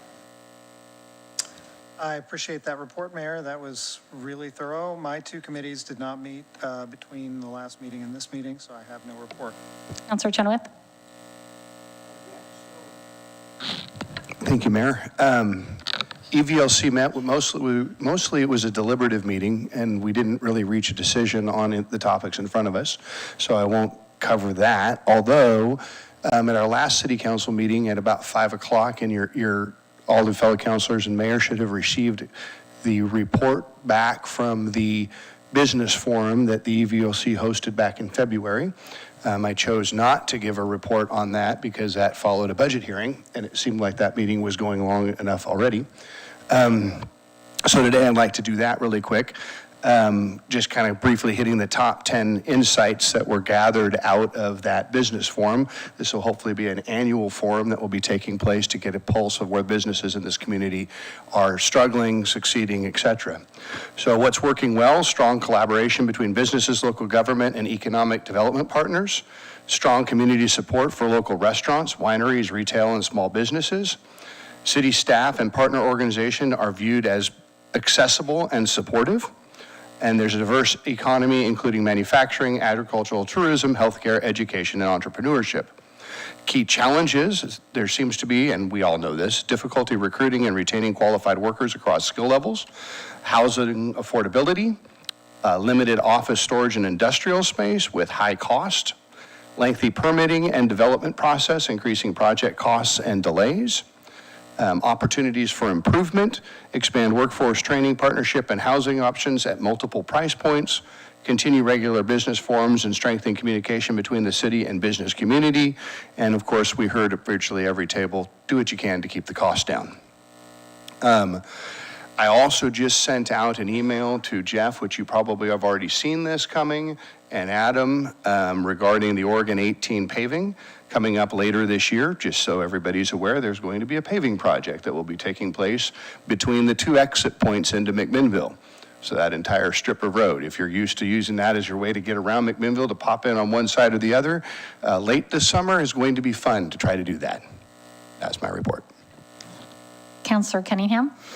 I'm kind of shocked that nobody wanted to give a thorough update on our budget meeting, so I guess I can be the one to do that. There you go. But then skipping right along, MCM 11 is actually no longer my committee, so I hand it to you, Sal. They're meeting tomorrow night. I can get you all that information. Affordable housing canceled their meeting for this month. And then Historic Landmarks is having what may be a historic landmarks meeting this next Thursday. And I want to give a shout out to all of our volunteers that put in a lot of time, including us, but that actually have to, like in this case, their packets rival what our largest packets look like. So, which might also be a purview for what we're going to get to see here in a little bit. So, with that being said, thank you very much. City Recorder Claudia Cisneros. Yes, so speaking of committees, at your dais, you'll all see a printed copy of the May 26, 2026 City Council Committee assignments that will get posted on the city website, so everyone has a copy of that. I also wanted to say I serve as the city elections officer, so I've been working a lot on the November 3rd, 2026 general election cycle. We'll have 3 seats up for election, 1 in Ward 1, 1 in Ward 2, and 1 in Ward 3. The first day to file for city council candidate is June 3rd. That will get posted on the front page of our city website, and then I'll be working with Noel on communications throughout the newsletter, Facebook, Instagram, everything. So look out for that. Thank you. IT Director Scott Burke. Thanks, Mayor. Just one brief thing to touch on. This past Friday evening, our team stayed around a little bit later to complete the item we touched on in the budget meeting, which is the complete replacement of the city's firewall, which is our massive protective shield over all the evil that is the internet and things that try to attack us 24/7. And it's nice to report that at the end of the day, while you just move a few cables and cross your fingers, that it was completely uneventful, which is exactly what we want to have happen. So nice to be through that, and we're set up for another 5 years at least. Thank you. HR Director Vicki Hedges. So my report is going to be a series of thank yous tonight. So I also want to extend my thanks for everybody that participated in the Parks and Rec director interviews. We had a lot of participation, not just at the dais, but people from community groups and within the city. So thank you to everybody that helped facilitate that process. Also want to thank the MPA for continuing to bargain over their schedule change. We're having productive meetings and continuing that work. I want to thank the 63% of employees that have completed their training that's due June 30th. And then another thank you to the 14% that are in progress on those trainings. And then my last thank you is to Amy Miles in HR and to Captain Dan O'Laughlin in the PD. They have been working together to improve the recruitment process for our officers. Just today, they interviewed somebody, and they are hopeful that if they're successful, we could have them in the background check process within 2 weeks of application. That's amazing, amazing work. So I just want to send a thank you to them. That's it. Thank you. Public Works Director Jeff Hunsaker. Yes, we've had a lot of stuff from Public Works tonight. Last thing I wanted to add, on Thursday, LOC is hosting a virtual public contracting training. And so we're getting a bunch of city staff together, hosting it out at the wastewater plant. So most of the Public Works supervisors and managers are going to be attending that training, and we have some finance staff that's going to be attending as well. As you can see with some of the stuff that we bring to council, there's a lot going on with public contracting law, and maybe we'll learn some things to even make it even more confusing going forward. Great. Do you want Chris to join you? We're going to have lunch. All right. Did I get everybody? There's nobody online, right? Okay. So in your packet, April 2026 cash and investment report is in the packet. Did anybody have any questions? Okay. Then I am going to adjourn the meeting at 8:31. Thank you. And thank you all young people for coming out.